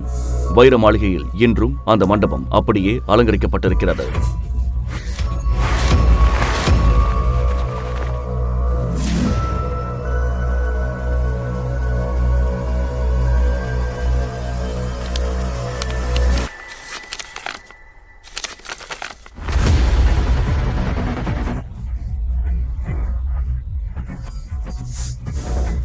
சின்னையா, நீங்க போனதுல இருந்து இந்த அரண்மனையே வெறிச்சோடி போச்சு. உங்களை ரொம்ப மிஸ் பண்றோம். சிதம்பரம் அங்கிள், நான் ஒரு பெரிய பிரச்சனையில இருக்கேன். எனக்கு உங்க ஹெல்ப் வேணும். நீங்க என்ன பிரச்சனையில இருக்கீங்கன்னு எங்களுக்கு தெரியும் சின்னையா. இந்த சிதம்பரத்துக்கு தெரியாதா நீங்க எங்க இருக்கீங்க, எந்த குடும்பத்துல வீட்டு மாப்பிள்ளையா இருக்கீங்க, உங்க மாமனார் மாமியார் மனைவின்னு எல்லார பத்தின டீட்டெயில்ஸும் என்கிட்ட பக்காவா இருக்கு. கடந்த 4 ஆண்டுகளாக தீபக் தன் குடும்பத்தை விட்டு விலகி இருந்தாலும் அவன் தாத்தா அவன் செய்யும் ஒவ்வொரு விஷயத்தையும் கண்காணித்துக் கொண்டுதான் இருந்தார். சரி, எனக்கு அவசரமா 30 lakhs பணம் வேணும். எவ்வளவு சீக்கிரம் முடியுமோ அவ்வளவு சீக்கிரம் வேணும். ஏன் தம்பி இப்படி பண்றீங்க? ஒரு இளவரசனா இருந்துட்டு இப்படி அடுத்தவங்க வீட்டுல வேலை செய்றீங்க, எச்ச பாத்திரத்தை கழுவுறீங்க. சிதம்பரம் அங்கிள், இதை பத்தியெல்லாம் இப்ப பேச வேண்டாம். எனக்கு உதவி செய்வீங்களா மாட்டீங்களா அதை மட்டும் சொல்லுங்க. தம்பி, 30 லட்சம் நான் தரேன். ஆனா பெரிய ஐயா ஒரு கண்டிஷன் போட்டிருக்காரு. என்ன கண்டிஷன்? நீங்க சௌந்தர்யாவை கல்யாணம் பண்ணிக்கணும். சிதம்பரம் அங்கிள், எனக்கு கல்யாணம் ஆயிடுச்சு. நான் எப்படி சௌந்தர்யாவை கட்டிக்க முடியும்? அது நடக்காது. பெரிய ஐயா உங்க கல்யாணத்தை ஒரு கல்யாணமாவே ஏத்துக்கல. நீங்க போனதுக்கு அப்புறம் அவர் மேல நிறைய கேள்வி வந்துச்சு. இந்த சிதம்பரத்தால பெரிய ஐயா பேச்ச மீற முடியாது. பணத்துக்கு பதிலா நீங்க உங்க மனைவியை விவாகரத்து செஞ்சுட்டு சௌந்தர்யாவை கல்யாணம் பண்ணிக்கணும். மறுப்பதற்கு முன் ஷர்மிளாவின் முகம் அவன் நினைவில் வந்தது.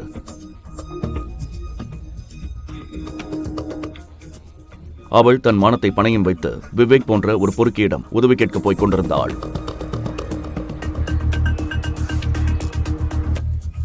சரி சிதம்பரம் அங்கிள், எனக்கு சம்மதம்.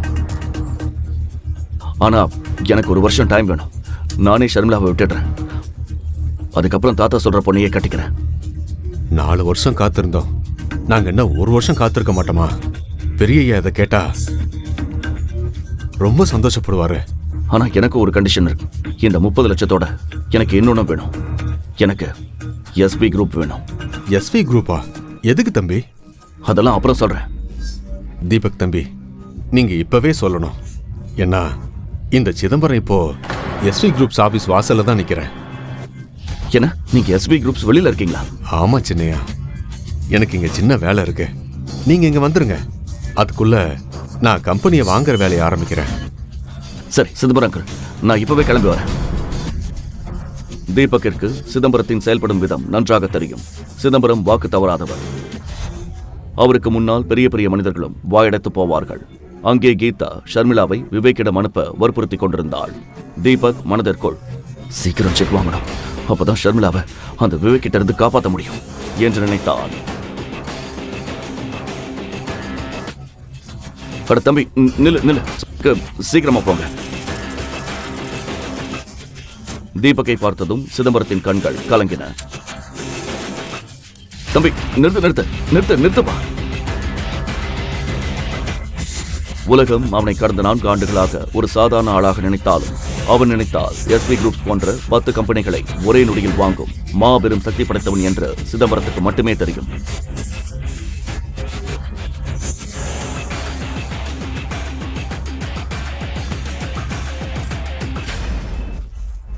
சிதம்பரங்கள், கம்பெனி வாங்குற ஃபார்மாலிட்டிஸ் முடிச்சதா? உங்க போன் வந்ததுமே எல்லாத்தையுமே முடிச்சிட்டேன். நீங்க சைன் பண்ணா மட்டும் போதும்.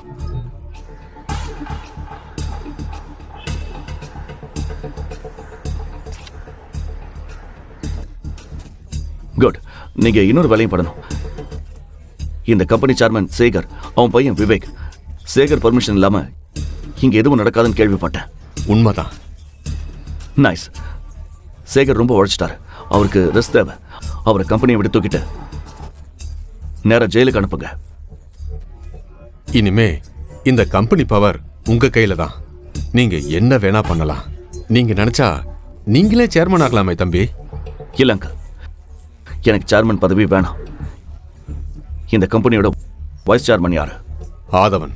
அப்போ ஆதவனுக்கு ஃபோன் பண்ணி அவர் தான் இந்த கம்பெனியோட நியூ சேர்மன் சொல்லிடுங்க. சிதம்பரத்தை பார்த்து யாரும் கேள்வி கேட்க துணிய மாட்டார்கள். தீபக்கின் கண்களில் ஒரு புது ஒளி தெரிந்தது.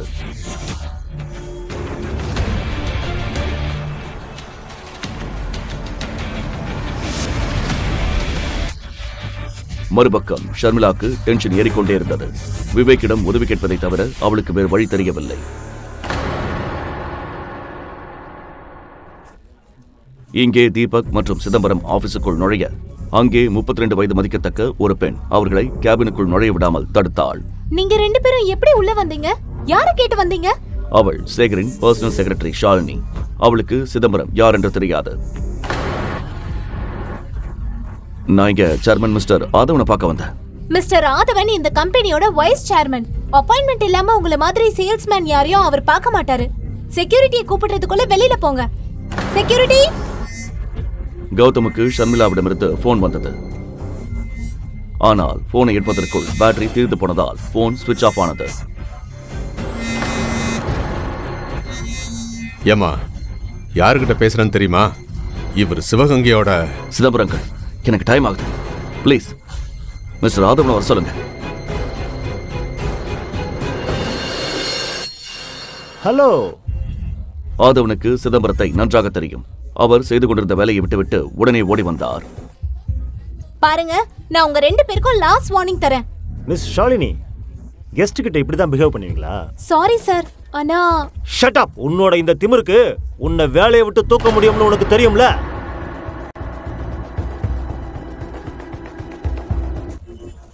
ஆபீஸில் இப்படி அவமானப்பட்ட ஷாலினி உடனே சேகருக்கு போன் செய்து நடந்ததை கூறினாள். மறுபுறம் தீபக் சிதம்பரத்துடன் ஆபீஸ் ஃபார்மாலிட்டிஸை முடித்துக் கொண்டிருந்தான். மணி 4 ஆகியிருந்தது. இன்னும் 2 மணி நேரம்தான் பாக்கி. கையெழுத்து போட்டுவிட்டு வெளியே வரும்போது வாசலில் ஒரு நபர் கோபத்துடன் நின்றிருந்தார். என்ன நடக்குதுங்க? ஆதவன், உனக்கு அவ்வளவு தைரியமா? நீயே சேர்மன் சொல்லிக்கிற? ஷாலினிய வேற வேலையை விட்டு தூக்கிட்ட? எவ்வளவு திமிரு உனக்கு? சொல்லுடா. மிஸ்டர் ஆதவனுக்கு அந்த அதிகாரத்தை நான் தான் கொடுத்தேன். இன்னிலிருந்து அவர் தான் இந்த கம்பெனி சேர்மன். அப்படியா? நீ யாருன்னு நான் தெரிஞ்சுக்கலாமா? ஏன் கம்பெனிக்குள்ள அத்துமீறி நுழைய உனக்கு எப்படி தைரியம் வந்துச்சு? சிவகங்கை சிதம்பரம். அந்த பெயரை கேட்டதும் சேகரின் காலடியில் பூமி நழுவியது.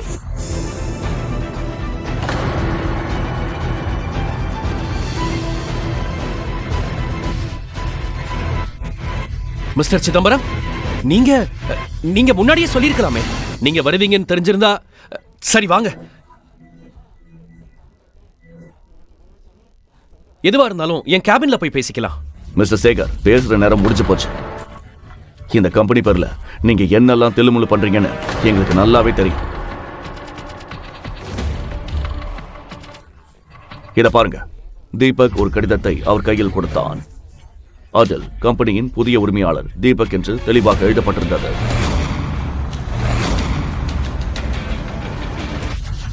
சிதம்பரங்கள், மிஸ்டர் ஆதவன் உங்ககிட்ட பேசணும், வாங்க.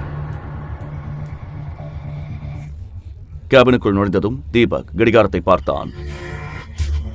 நேரம் ஆக ஆக ஷர்மிளா மற்றும் அவள் குடும்பத்தை பற்றிய கவலை அவனுக்கு அதிகரித்துக் கொண்டே இருந்தது. மிஸ்டர் ஆதவன், இன்னிலிருந்து நீங்க தான் இந்த கம்பெனியோட சேர்மன். எல்லா முடிவையும் நீங்க தான் எடுக்கணும். நான் ரொம்ப நேர்மையா வேலை செய்வேன் சார். உங்களுக்கு எந்த கம்ப்ளைண்ட்ஸும் வராது.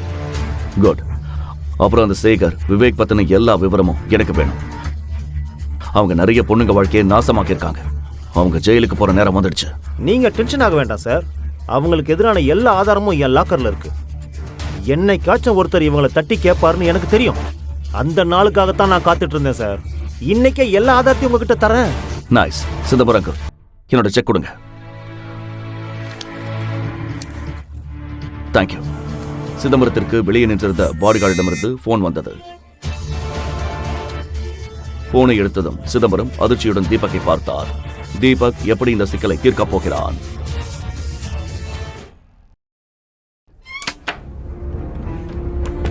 சின்னையா, ஷர்மிளா இப்பதான் விவேக் ரூமுக்கு போயிருக்காங்க. ஷர்மிளாவை தன் கேபினுக்கு வரவழைத்தான் என்று தீபக்கிற்கு நன்றாக தெரியும். அவன் கேபினில் ஒரு போதைப்பொருள் எப்போதும் இருக்கும். அதை வைத்து பெண்களை மயக்கி தன் இச்சையை தீர்த்துக் கொள்வான். ஆபீஸில் உள்ள பலருக்கு இந்த உண்மை தெரியும். ஆனால் விவேக் மற்றும் சேகருக்கு பயந்து யாரும் வாய் திறக்கவில்லை. இன்று கம்பெனியின் புதிய முதலாளியான தீபக்கின் கோபத்திற்கு விவேக் ஆளாக போகிறான்.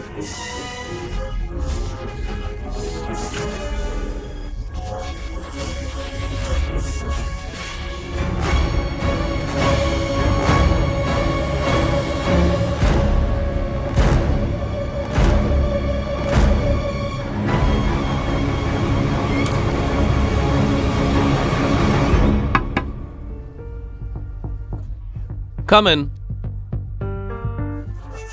சிதம்பரம் சொன்னதை கேட்டதும் செக்கை வாங்கிக் கொண்டு தீபக் விவேக்கின் கேபினை நோக்கி விரைந்தான். நீங்க யாரும் போக வேண்டாம். சின்னையா அந்த விஷயத்தை அவரே பார்த்துப்பார். அப்புறம் சின்னையா யாருன்ற உண்மை யாருக்கும் தெரியக்கூடாது. இது ரகசியமாவே இருக்கணும். கண்டிப்பா Chidambaram sir. Sharmi, come chit.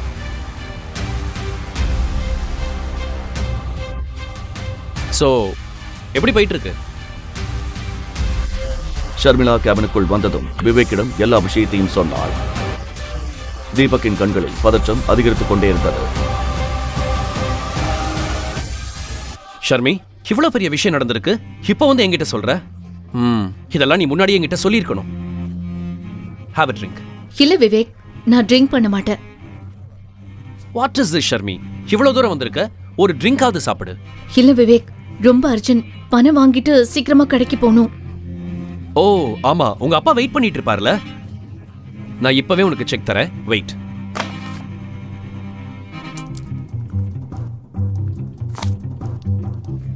அப்புறம் நீ ட்ரிங்க் பண்ணலைன்னா எனக்கு வருத்தமா இருக்கும். தேங்க்ஸ் விவேக். ஆனா என்னால ட்ரிங்க் பண்ண முடியாது. நான் உன் பணத்தை எவ்வளவு சீக்கிரம் முடியுமோ அவ்வளவு சீக்கிரம் திருப்பி தந்துடுறேன். எனக்கு பணம் எல்லாம் ஒரு விஷயமே இல்ல. விவேக் மெல்ல ஷர்மிளாக்கு அருகில் வந்தான். அவன் கண்களில் வஞ்சக எண்ணம் தெளிவாக தெரிந்தது. யூ நோ ஷர்மி, உங்க அப்பாவை இன்னைக்கு ஜெயிலுக்கு போறதுல இருந்து யாராலையும் காப்பாற்ற முடியாது எக்ஸப்ட் மீ.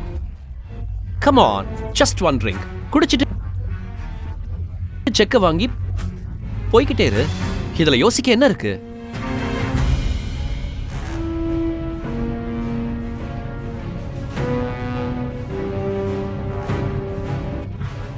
விவேக், நான் குடிச்சா கண்டிப்பா செக் தருவல்ல? Of course. பணம் எனக்கு ஒரு பெரிய விஷயமே இல்ல. Have it.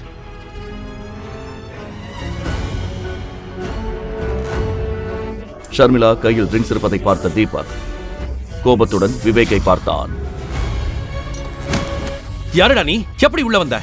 தீபக், தீபக், நீங்க என்ன பண்ற? நான் மட்டும் இங்க வரலனா இவன் உன்னை என்ன பண்ணிருப்பானோ? தீபக், நீ எப்படி அப்படி நினைக்கலாம்? நான் இங்க விவேக் கிட்ட ஹெல்ப் கேட்க தான் வந்தேன். இவன் எவ்வளவு கேவலமானவன்னு உனக்கு தெரியாது. ஓ ஹலோ, போதும் நிறுத்து. நீ யார்கிட்ட பேசிட்டு இருக்கேன்னு தெரியுமா? இல்ல விவேக், இவர் என் ஹஸ்பண்ட். ஓ, இவன் தான் அந்த வீட்டோட மாப்பிள்ளையா? ஷர்மி, இவனை இப்பவே என் காலில் விழுந்து மன்னிப்பு கேட்க சொல்லு. இல்லைன்னா இவன் இங்க இருந்து உயிரோடு போக மாட்டான். அப்புறம் ஷர்மி, அந்த செக் விஷயத்தை மறந்துடு.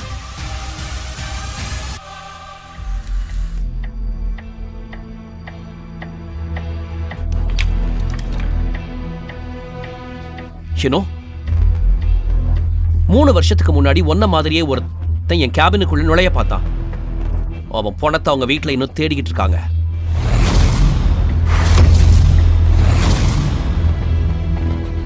தீபக், தீபக் ப்ளீஸ் விவேக் கிட்ட மன்னிப்பு கேட்டுடு. இவன் கிட்ட மன்னிப்பு கேட்கணும்னு அவசியமே இல்ல.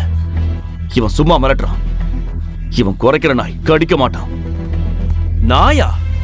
2 ரூபாய்க்கு வக்கில்லாத வீட்டோட மாப்பிள்ள இப்ப பாரு இந்த நாய் என்ன பண்ணுதுன்னு. இன்னைக்கு உன் தோலை உரிச்சு எடுக்கலன்னா என் பேர் விவேக் இல்ல. தீபக்.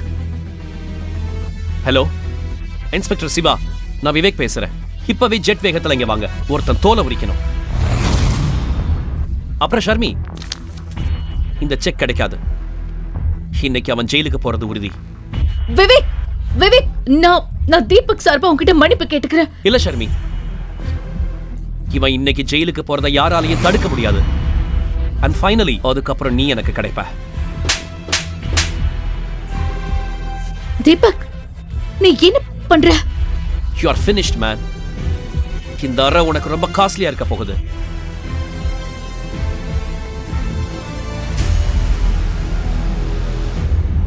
டாட், இந்த நாய் உங்க பையனை அடிக்க பார்க்கறான்.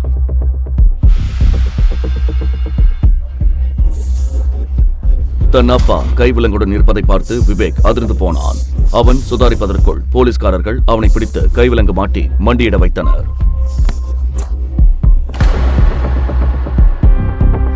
இன்ஸ்பெக்டர், உங்களுக்கு என்ன பைத்தியமா பிடிச்சிருக்கு? மிஸ்டர் விவேக், மக்களை ஏமாத்துனதுக்காகவும் நிறைய பொண்ணுங்க வாழ்க்கையை நாசமாக்குனதுக்காகவும் உன்னையும் உங்க அப்பாவையும் அரெஸ்ட் பண்றேன். டாடி, இவன் என்ன வளர்றான்? சேகரின் வாடிய முகம் நடந்ததை சொல்லாமல் சொன்னது ஷர்மிளாக்கு ஒன்றும் புரியவில்லை. இன்ஸ்பெக்டர் சார், இவன் என் மனைவிக்கு ட்ரிங்க்ஸ் கொடுக்க பார்த்தான். அதுல ட்ரக்ஸ் கலந்திருக்கு. ப்ளீஸ் செக் பண்ணுங்க. இன்ஸ்பெக்டர் தன் கைக்குட்டையில் அந்த பானத்தை ஊற்றினார். சிறிது நேரத்தில் கைக்குட்டை நீல நிறமாக மாறியதைக் கண்டு அனைவரும் அதிர்ச்சி அடைந்தனர்.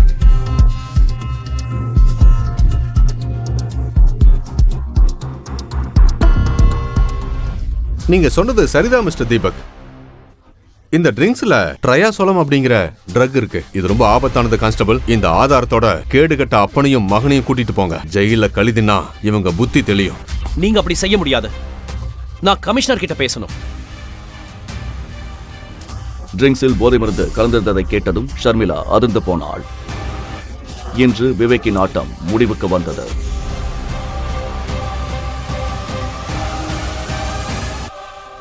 ஷர்மி, இப்போது தீபக்கிடம் சொல்ல நிறைய விஷயங்கள் இருந்தன. ஆனால் அவன் இப்போது உண்மையை சொல்ல விரும்பவில்லை. இனிமே பயப்பட தேவையில்லை. அவங்க பண்ண தப்புக்கு தண்டனை கிடைச்சிருச்சு. தீபக் தன் சட்டைப்பையிலிருந்து 30 லட்சத்துக்கான செக்கை எடுத்து ஷர்மிளாவிடம் நீட்டினான். இத பாரு, அங்கிளை காப்பாத்த நான் பணத்துக்கு ஏற்பாடு பண்ணிட்டேன். ஆனா இவ்வளவு பெரிய தொகைய இவ்வளவு சீக்கிரம் நீ எப்படி ரெடி பண்ண? உண்மையை சொன்னால் பெரிய பிரச்சனை வரும் என்று தீபக் அமைதியாக இருந்தான். தீபக், நான் உன்கிட்ட தானே கேக்குறேன், இந்த செக் உனக்கு யார் கொடுத்தா? அது நான் என் ஃப்ரெண்ட் ஒருத்தங்கிட்ட கடன் வாங்கினேன். அவன் கம்பெனில நிறைய லாபம் வந்துச்சான். அதான் எனக்கு கடனா கொடுத்தான்.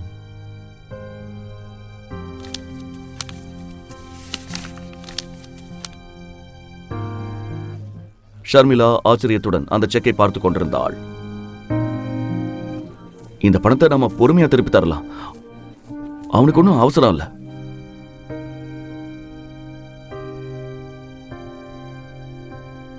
ஷர்மி, 40 நிமிஷம் தான் பாக்கி இருக்கு. நாம சீக்கிரம் ஷோரூம் போகணும். அவங்க நமக்காக வெயிட் பண்ணிட்டு இருப்பாங்க. மறுபுறம் கணேஷும் கீதாவும் ஷோரூமின் ஒரு மூலையில் அமர்ந்திருந்தனர். 2 பெரிய பாடி கார்டுகள் அவர்களை சூழ்ந்து நின்றனர். அனைவரும் மேனேஜரின் உத்தரவுக்காக காத்திருந்தனர். மேனேஜர் கமிஷனருக்கும் போன் செய்து ஷோரூமுக்கு வர சொல்லியிருந்தார். இன்னும் 10 நிமிஷம் தான் இருக்கு. உங்க பொண்ணையும் காணோம், மாப்பிளையும் காணோம். நீங்க பணம் தருவீங்கன்னு எனக்கு தோணல. பேசாம ஜெயிலுக்கு போக ரெடியா இருங்க. ஷர்மி, ஷர்மி, பணம் கிடைச்சதா? என் உயிரே போயிடுச்சு. மாம், டோன்ட் வரி. இதோ செக்.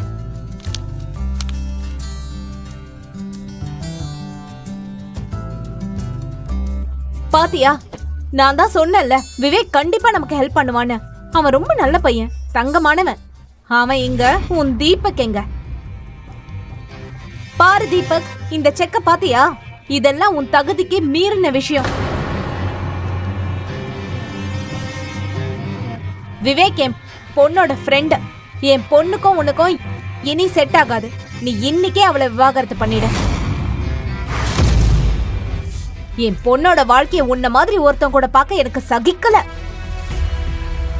அவளுக்கு நான் எவ்வளவு கனவு கண்டு வச்சிருந்தேன். ஆனா கடைசியில நீ வந்து தொலைச்சிட்ட. மாம், நீங்க நினைக்கிற மாதிரி எதுவும் இல்ல. ஆக்சுவலா நீ சும்மா இருமா. உனக்கு எது சரின்னு தெரியல. இவன் உன் கழுத்தை பிடிச்ச சனிய. இவனை ஏன் கழட்டி விட மாட்டேங்கிற? விவேக் பெயரை கேட்டதும் ஷர்மிளாக்கு அந்த ட்ரிங்க்ஸ் விஷயம் நினைவுக்கு வந்தது. மாம், இந்த பணத்தை தீபக் தான் கொடுத்தான், விவேக் தரல.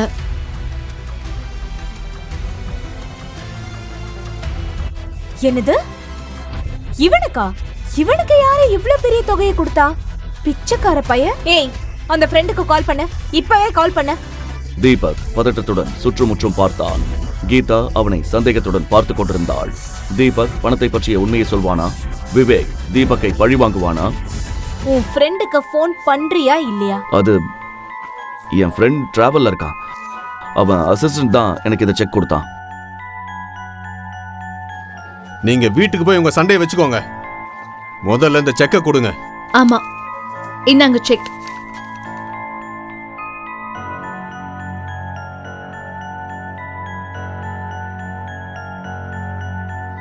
மாம், நீங்க விவேக்க பத்தி என்ன நினைச்சிட்டு இருக்கீங்களோ அது உண்மை இல்ல.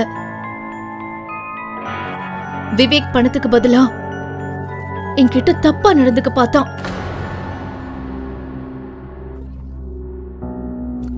தீபக் மட்டும் சரியான நேரத்துக்கு வரலனா அவன் அவனோட பிளான்ல ஜெயிச்சிருப்பான்.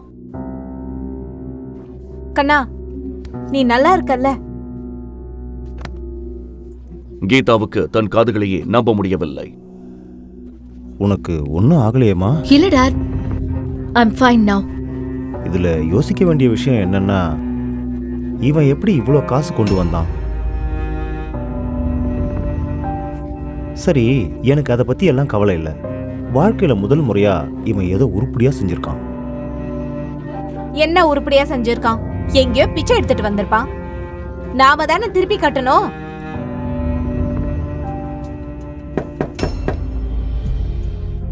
மாம், இதெல்லாம் வீட்ல போய் பேசலாமே, எல்லாரும் நம்மளே பாக்குறாங்க. மாலை நேரமாக இருந்தது. கீதா தீபக்கை திட்டுவதற்கான எந்த வாய்ப்பையும் தவறவிட விரும்பவில்லை. மாம்,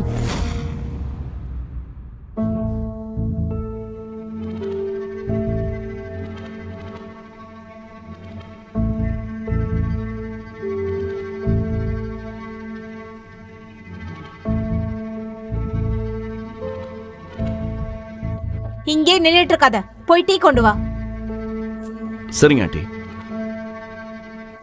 அப்புறம் கேளு, டீல பாலும் ஏலக்காவும் கம்மியா போடு.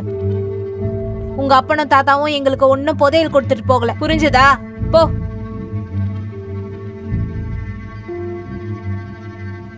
இதை கேட்டு தீபக் மனதிற்குள் சிரித்துக் கொண்டான்.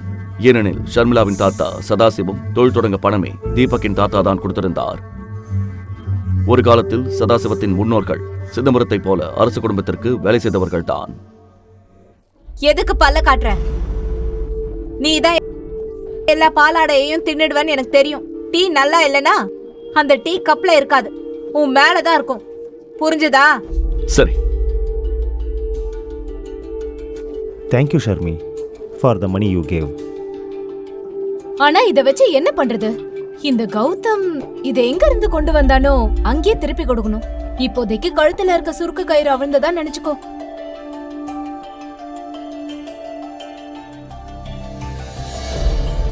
ஷர்மிளா தனது சேமிப்பை பற்றி யோசிக்க தொடங்கினாள். ஏனென்றால் தீபக் வாங்கிய பணத்தை அவள் சீக்கிரம் திருப்பி கொடுக்க வேண்டும். அப்போது வழக்கம் போல் தீபக் சாப்பாட்டை பற்றி கேட்க வந்தான். ஏனென்றால் வீட்டில் கீதாவுக்கும் கணேஷுக்கும் அடிக்கடி வெவ்வேறு விருப்பங்கள் இருக்கும். மாம், இப்போதைக்கு நம்ம சேவிங்ஸ்ல எவ்வளவு இருக்கோ அதை கொடுத்துடலாம். மீதி பணத்தை நான் கொஞ்சம் கொஞ்சமா தீபக் கிட்ட கொடுத்துடுறேன். சரி, முதல்ல அவன் கிட்ட கேளு, அவன் பணக்கார ஃப்ரெண்ட மீதி காசை அப்புறமா வாங்க ஒத்துக்குவானான்னு. ஏன்னா நம்ம கிட்ட வெறும் 5 லட்சம் தான் இருக்கு. ஒருவேளை அவன் ஒத்துக்கலன்னா? இல்லாண்டி அவனுக்கு ஒன்னும் அவசரம் இல்ல, பொறுமையா கொடுத்தா போதும்னு சொல்லிட்டான்.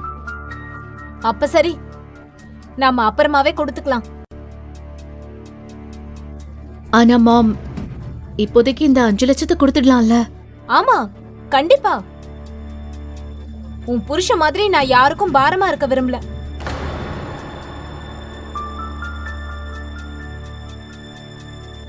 சரி தீபக், நீ பணத்தை திருப்பி கொடுக்கும்போது உன் ஃப்ரெண்டுக்கு என் சார்பா தேங்க்ஸ் சொல்லிடு. நமக்கு பெரிய உதவி பண்ணிருக்காரு.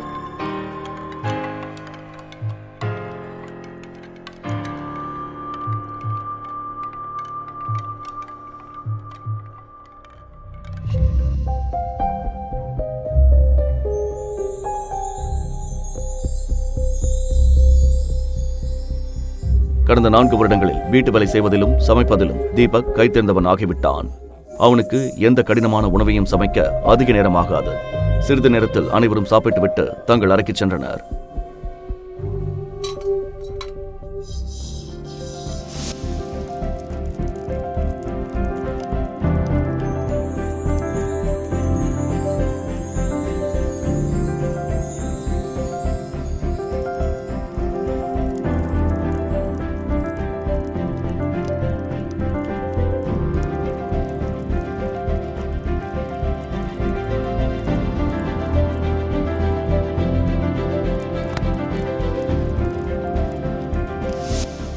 ஆனால் தீபக்கின் வேலை முடியவில்லை. அவன் சமையல் அறையில் பாத்திரங்களை கழுவிக் கொண்டிருந்தான். தீபக் காலப்போக்கில் தன்னை எல்லாவற்றிலும் மாற்றிக்கொண்டிருந்தான். பாத்திரங்களை கழுவிக் கொண்டிருக்கும் போது திடீரென ஷர்மிளாவின் முகம் அவன் நினைவில் வந்தது. இன்று முதல் முறையாக ஷர்மிளாவின் கண்களில் தனக்கான மரியாதையை அவன் கண்டான். அவன் அதை நினைத்து சிரித்துக் கொண்டிருக்கும் போதே அவன் போன் அடித்தது. சாரி சார், டிஸ்டர்ப் பண்ணிட்டேனா? அப்பாயின்மெண்ட் லெட்டரில் உங்கள் சைன் வேணும் சார். நாளைக்கு எப்போ வரீங்க? நான் நாளை காலையில் ஆஃபீஸ் வந்துடுறேன். Okay sir. இவ்வளவு ராத்திரியில யார்கிட்ட போன்ல பேசிட்டு இருக்க? அது கிரெடிட் கார்டுக்காரங்க. எப்போ பார்த்தாலும் ஃபோன் பண்ணி டார்ச்சர் பண்றாங்க. எனக்கும் கடுப்பா இருக்கு.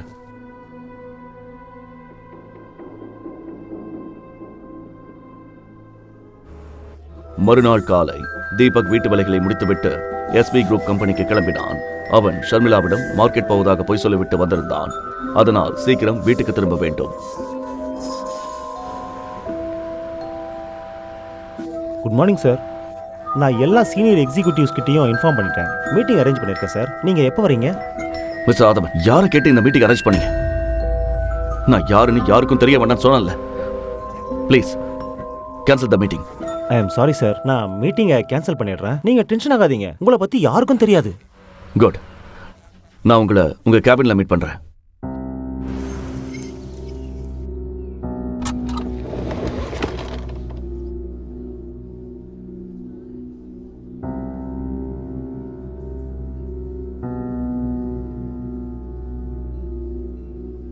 அட மாமா, நீங்க இங்க வழி மாறி வந்துட்டீங்களா? ஏன்னா லூசஸ்க்கு இந்த கம்பெனில இடம் கிடையாது. அவனுக்கு முன்னால் நின்று கொண்டிருந்த பெண் வேறு யாரும் அல்ல, ஷர்மிளாவின் கசின் கார்த்திகா தான். கார்த்திகாவுக்கு சிறு வயதிலிருந்தே ஷர்மிளாவை பிடிக்காது. அதற்கு பல காரணங்கள் இருந்தன. ஷர்மிளா சிறு வயதிலிருந்தே புத்திசாலி, பார்ப்பதற்கு மிகவும் அழகாக இருப்பாள். ஷர்மிளாவுக்கு தீபக் போன்ற ஒரு உதவாக்கரை கணவனாக கிடைத்ததில் கார்த்திகாவுக்கு தான் அதிக மகிழ்ச்சி. ஒரு நிமிஷம்.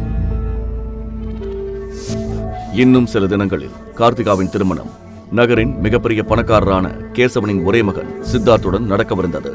கேசவனும் எஸ்வி குரூப்ஸுடன் சேர்ந்து பிசினஸ் செய்பவர்தான். எஸ்வி குரூப்ஸின் தயவால் தான் அவருக்கு சென்னையில் பெரிய செல்வாக்கு இருந்தது. இந்த செல்வாக்கையும் பெயரையும் பார்த்துதான் ஷர்மிளாவின் பாட்டி காயத்ரி தேவி தன் பேத்தி கார்த்திகாவுக்கு திருமணத்தை சித்தார்த்துடன் முடிவு செய்தார். தீபக் வழக்கம் போல் கார்த்திகாவின் கிண்டல்களை கேட்டு அமைதியாக நின்றான். சரி விடு, நீ என்னத்த சொல்ல போற? எங்கள மாதிரி ஆளுங்க முன்னாடி நிக்கிற தகுதி கூட இல்ல உனக்கு. வெல், நாங்க சேகர் அங்கிள பார்த்து எங்க இன்விடேஷன் கார்டு வைக்க வந்தோம். நீ வேணும்னா கல்யாணத்துக்கு வரலாம். உனக்கு நான்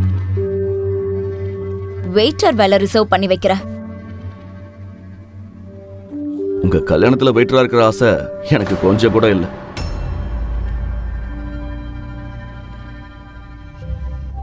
தீபக்கின் இந்த எளிமையான உடையை பார்த்து சித்தார்த் மனதிற்குள் சிரித்தான்.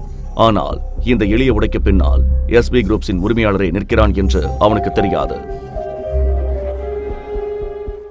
ஓ, அப்போ இவர்தான் அந்த வீட்டோட மாப்பிள்ளை கௌதமா? உன்னை பத்தி நிறைய கேள்விப்பட்டிருக்கேன்.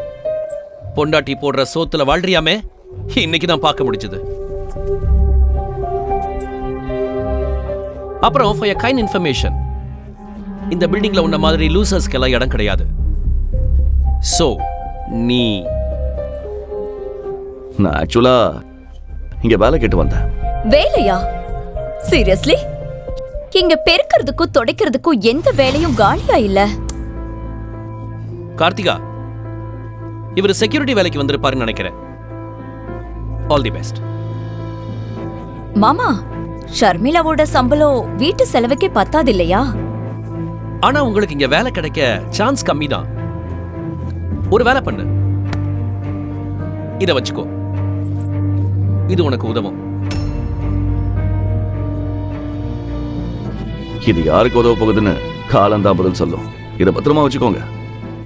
சீக்கிரமே இது உங்களுக்கு தேவைப்படும். என்ன சொன்ன? என்கிட்ட எப்படி பேச உனக்கு எவ்வளவு தைரியம்? இதுக்கப்புறம் என்ன சொன்னாலும் என்ன செஞ்சாலும் யோசிச்சு செய்யுங்க. புரிஞ்சுதா? என்னடா?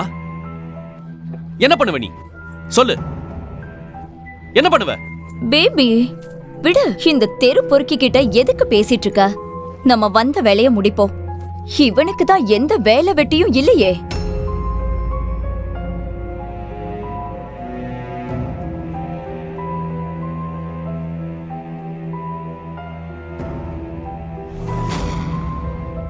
கார்த்திகாவும் சித்தார்த்தும் சேர்மன் கேபினில் ஓரத்தில் போய் நின்றனர். சித்தார்த்தின் மனதில் தீபக் சொன்ன வார்த்தைகளை ஓடிக்கொண்டிருந்தன. விடு பேபி, நீ இன்னும் அந்த வீட்டோட மாப்பிளைய பத்தியே யோசிச்சுட்டு இருக்கியா? கார்த்திகா, இவன் தப்பான ஆள்கிட்ட மோதிட்டான்.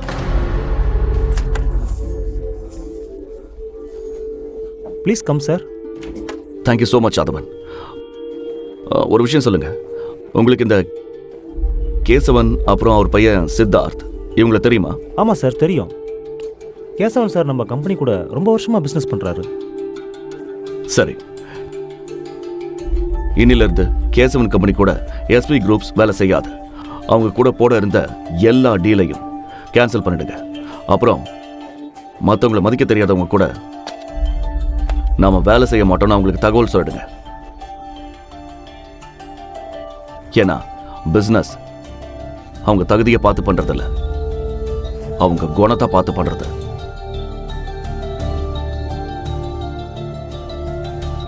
சித்தார்த் தீபக் சேர்மனுடன் பேசுவதை பார்த்து விடுவானா? தீபக் கொண்டு வந்த பணத்திற்கு பின்னால் இருக்கும் உண்மையை ஷர்மிளா தெரிந்து கொள்வாளா? தீபக் சொன்னதை கேட்டதும் ஆதவன் உடனே கேசவனுக்கு கால் செய்தார்.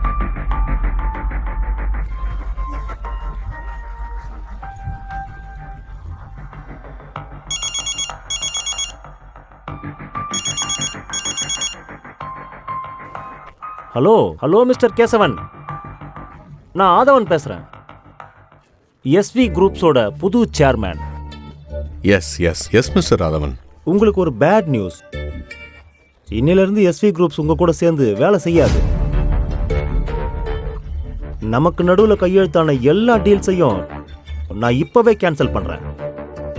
டாக்குமெண்ட்ஸ் உங்க ஆபீஸுக்கு வந்துடும். அப்புறம் இன்னொன்னு நல்லா கேட்டுக்கோங்க, எஸ்வி குரூப்ஸ் பெருக்கி துடைக்கிறவங்க கூட வேலை செய்யறதில்ல. மறுபுறம் சித்தார்த்தும் கார்த்திகாவும் சேர்மனை பார்க்க காத்திருந்தனர். உள்ளே வந்ததும் எஸ்வி குரூப்ஸ் புதிய சேர்மன் ஆதவன் என்று அவர்களுக்கு தெரிந்தது. சித்தார்த் ஆச்சரியப்பட்டாலும் ஆதவனை சந்தித்து பேச விரும்பினார்.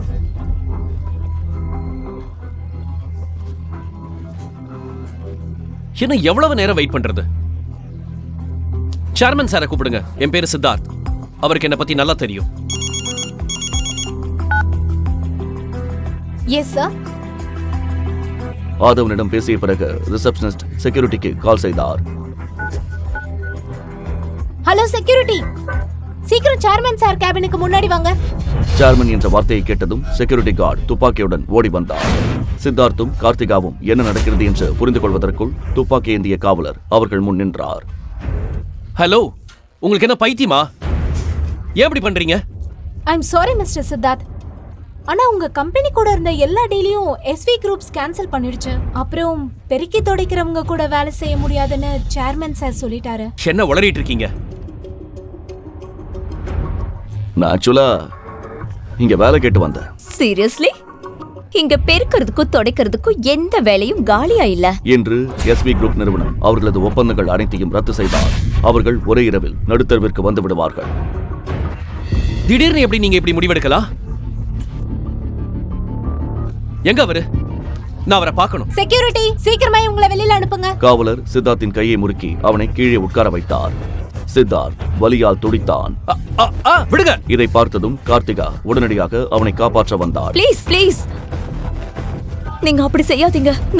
நாங்க போயிடுறோம். கார்த்திகா அழுவதை பார்த்ததும் காவலர் சித்தார்த்தின் கையை விட்டார். அப்போது அவனுக்கு கேசவனிடமிருந்து போன் வந்தது.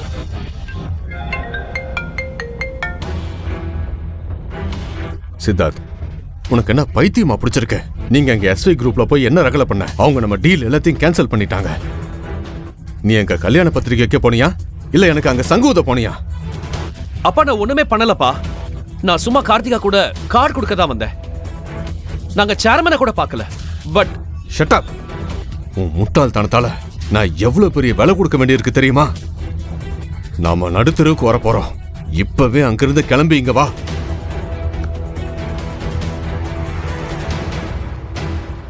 வாங்க சார், வெளியில போலாம்.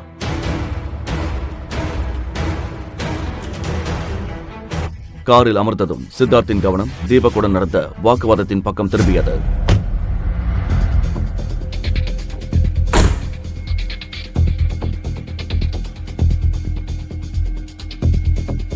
கார்த்திகா, எனக்கு என்னமோ இது எல்லாம் அந்த தீபக்கோட வேலையா இருக்கும்னு தோணுது. என்ன? அவனுக்கு என்ன தகுதி இருக்கு எஸ்வி குரூப்ஸ் கண்ட்ரோல் பண்ண? ஆனால் அவன் சொன்ன வார்த்தை சித்தார்த் மனதில் சந்தேகத்தை உண்டாக்கியது. இதுக்கு பின்னாடி என்ன இருக்குன்னு நான் கண்டிப்பா கண்டுபிடிப்பேன். சித்தார்த்துக்கு பாடம் புகட்டியதில் தீபக் மனதிற்குள் மகிழ்ச்சியாக இருந்தான்.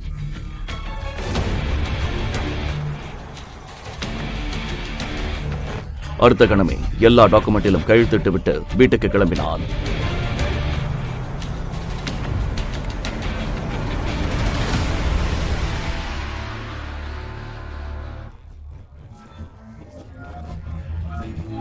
ஆனால் வீட்டுக்கு வந்ததும் அவன் சிரித்த முகம் வாடி போனது. ஆல் சோஃபாவில் ஷர்மிளாவின் பாட்டி காயத்ரி தேவி அமர்ந்திருந்தார். அவர் முகத்தில் இருந்த கடுமையை பார்த்தாலே கணேஷின் இந்த சிறிய வீட்டில் இருப்பது அவருக்கு பிடிக்கவில்லை என்பது தெளிவாக தெரிந்தது. கணேஷை மாளிகையை விட்டு பிரிந்த பிறகு காயத்ரி தேவி கணேஷின் வீட்டுக்கு வந்ததே இல்லை. இன்று திடீரென அவரை பார்த்ததும் தீபக்கின் மனதில் பல கேள்விகள் எழுந்தன. அவன் காயத்ரி தேவியின் காலில் விழுந்து ஆசீர்வாதம் வாங்க போனான். தீபக்கை பார்த்ததும் காயத்ரி தேவி முகத்தை திருப்பிக் கொண்டார். ஏனென்றால் அவருக்கு தீபக்கை சுத்தமாக பிடிக்காது. ஹாலில் ஒரு விசித்திரமான அமைதி நிலவியது.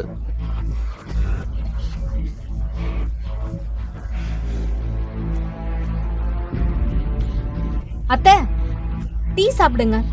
காயத்ரி தேவி அந்த கப்பை தொடாமலேயே முகர்ந்து பார்த்தார். இவ்ளோ தண்ணியா இருக்கு டீ? பால் ஆட முழுசையும் நீயே முழுங்கிடுவ போல. அதான் டீ தண்ணியாவும் நீ குண்டாவும் ஆயிட்டு இருக்க. தூக்கி குப்பையில போடு இத. கீதா எப்படி தீபக்கை திட்டுவதற்கு ஒரு வாய்ப்பை கூட விடமாட்டாளோ அதேபோல் காயத்ரி தேவியும் கீதாவை கேவலப்படுத்துவதை வழக்கமாக வைத்திருந்தார். எல்லாரும் கேளுங்க, நான் இங்க கார்த்திகாவோட கல்யாண பத்திரிக்கை வைக்க வந்தேன்.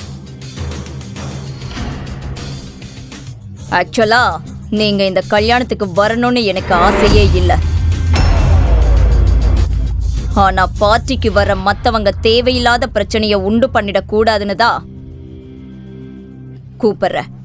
ஏன்னா நீங்க தான் நம்ம குடும்பமானத்தை சமூகத்துல ரொம்ப நல்லா வாங்கி வச்சிருக்கீங்களே. இதை சொல்லும் போது காயத்ரி தேவி கோபத்துடன் ஷர்மிளா மற்றும் தீபக்கை பார்த்தார். அவர் கண்களில் நெருப்பு தெரிந்தது. அதனால கல்யாணத்துக்கு வாங்க, ஆனா வெறும் கையோட வராதீங்க. நல்ல காஸ்ட்லியான கிஃப்டா எடுத்துட்டு வாங்க. கணேஷோட தம்பி சுந்தர் கார்த்திகாவுக்கு 35 லட்சம் ரூபாய் கார் பரிசா தர்றான்.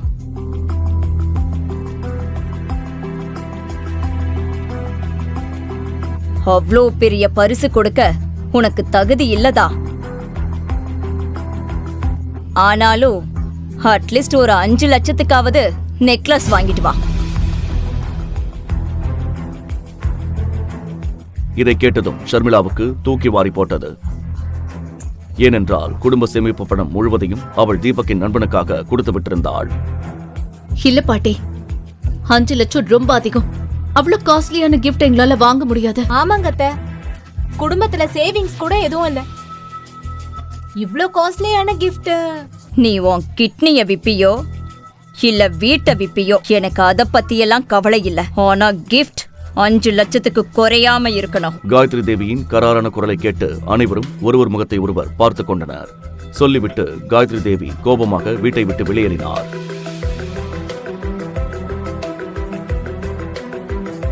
அஞ்சு லட்சத்தை என்னமோ 5 ரூபாய் மாதிரி கேக்குறாங்க.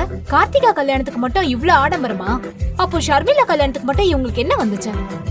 ஷர்மி, நான் ஷர்மிளா கல்யாணத்துல வந்த மொய் கவர் எல்லாத்தையும் பிரிச்சு பார்த்தேன். எவனும் 500 ரூபாய்க்கு மேல வைக்கல. ஓசில வந்து தின்னுட்டு போயிட்டானுங்க. ஆனா கார்த்திகா கல்யாணத்துக்கு 5 லட்சத்துல கிஃப்டா? 30 லட்சத்துல காரா? கடவுளே, என்ன கொடுமை இது! ஆனா கீதா அம்மா சொல்லிட்டாங்க, நாம கொடுத்துதானே ஆகணும். என்ன கொடுக்கணும்? உங்களுக்கு மூளை இருக்கா இல்ல கழட்டி வச்சுட்டு வந்துட்டீங்களா? உங்களுக்கு ஞாபகப்படுத்துறதுக்காக சொல்றேன். நம்ம தலை மேல ஏற்கனவே 27 லட்சம் கடன் இருக்கு. எங்க இருந்து வாங்குறது இவ்ளோ காஸ்ட்லி கிஃப்ட்? அம்மா எவ்வளோ கோவமா போனாங்கன்னு பார்த்தல்ல. நாம ஒரு வேலை பண்ணலாம். நம்ம வீட்டை அடமானம் வச்சிடலாம். அதுல நெக்லஸும் வாங்கிக்கலாம். மீதி பணத்தை தீபக் ஃப்ரெண்டுக்கும் கொடுத்துடலாம். டாட், என்ன பேசுறீங்க நீங்க? கார்த்திகா கல்யாணத்துக்கு gift வாங்க வீட்டு அடமான வைக்கிறதா? பாட்டியோட அந்த போலி கௌரவத்துக்காகவா? அப்புறம் நாம எங்க இருப்போம்? நடு தெருவுலையா? இதை சொல்லும்போது கீதா கோபத்துடன் கணேஷ் மற்றும் தீபக்கை உரைத்து பார்த்தாள். ஷர்மி, என்கிட்ட கொஞ்சம் பணம் இருக்கு. நாம ஏதாவது விலை கம்மியா ஒரு நெக்லஸ் வாங்கலாம். ஓகே மாம். மார்க்கெட்ல அழகா கம்மியான விலையில டிசைன்ஸ் இருக்கும். I know. தீபக், கார் எடு போலாம்.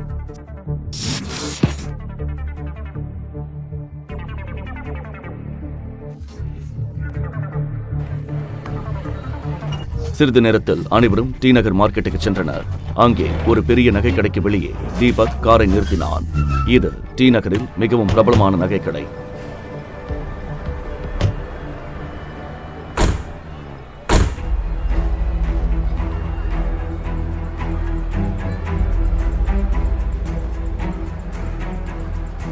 ஷர்மிளாவுக்கு தனது பட்ஜெட் நினைவுக்கு வந்தது. அது ஒன்றுமே இல்லை என்று சொல்லலாம். சிறிது யோசனைக்கு பிறகு அனைவரும் கடைக்குள் சென்றனர்.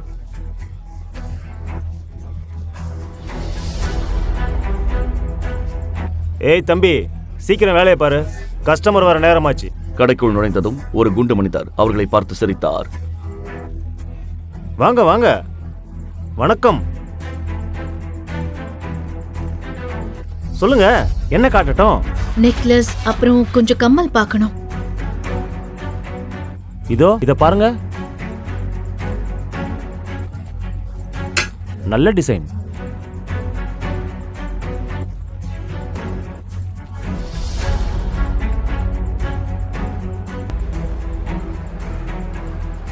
ஷர்மிளா ஒவ்வொரு நெக்லஸையும் பார்க்கும் போதும் அதன் விலையைத்தான் முதலில் பார்த்தாள். எல்லா நெக்லஸும் அவள் பட்ஜெட்டுக்கு மேலே இருந்தது. தீபக்குக்கும் அது புரிந்தது. நிறைய நகைகளை எடுத்து போட்ட பிறகும் ஷர்மிளா எதையும் தேர்ந்தெடுக்கவில்லை. இதை பார்த்த கடை உரிமையாளருக்கு சந்தேகம் வந்தது.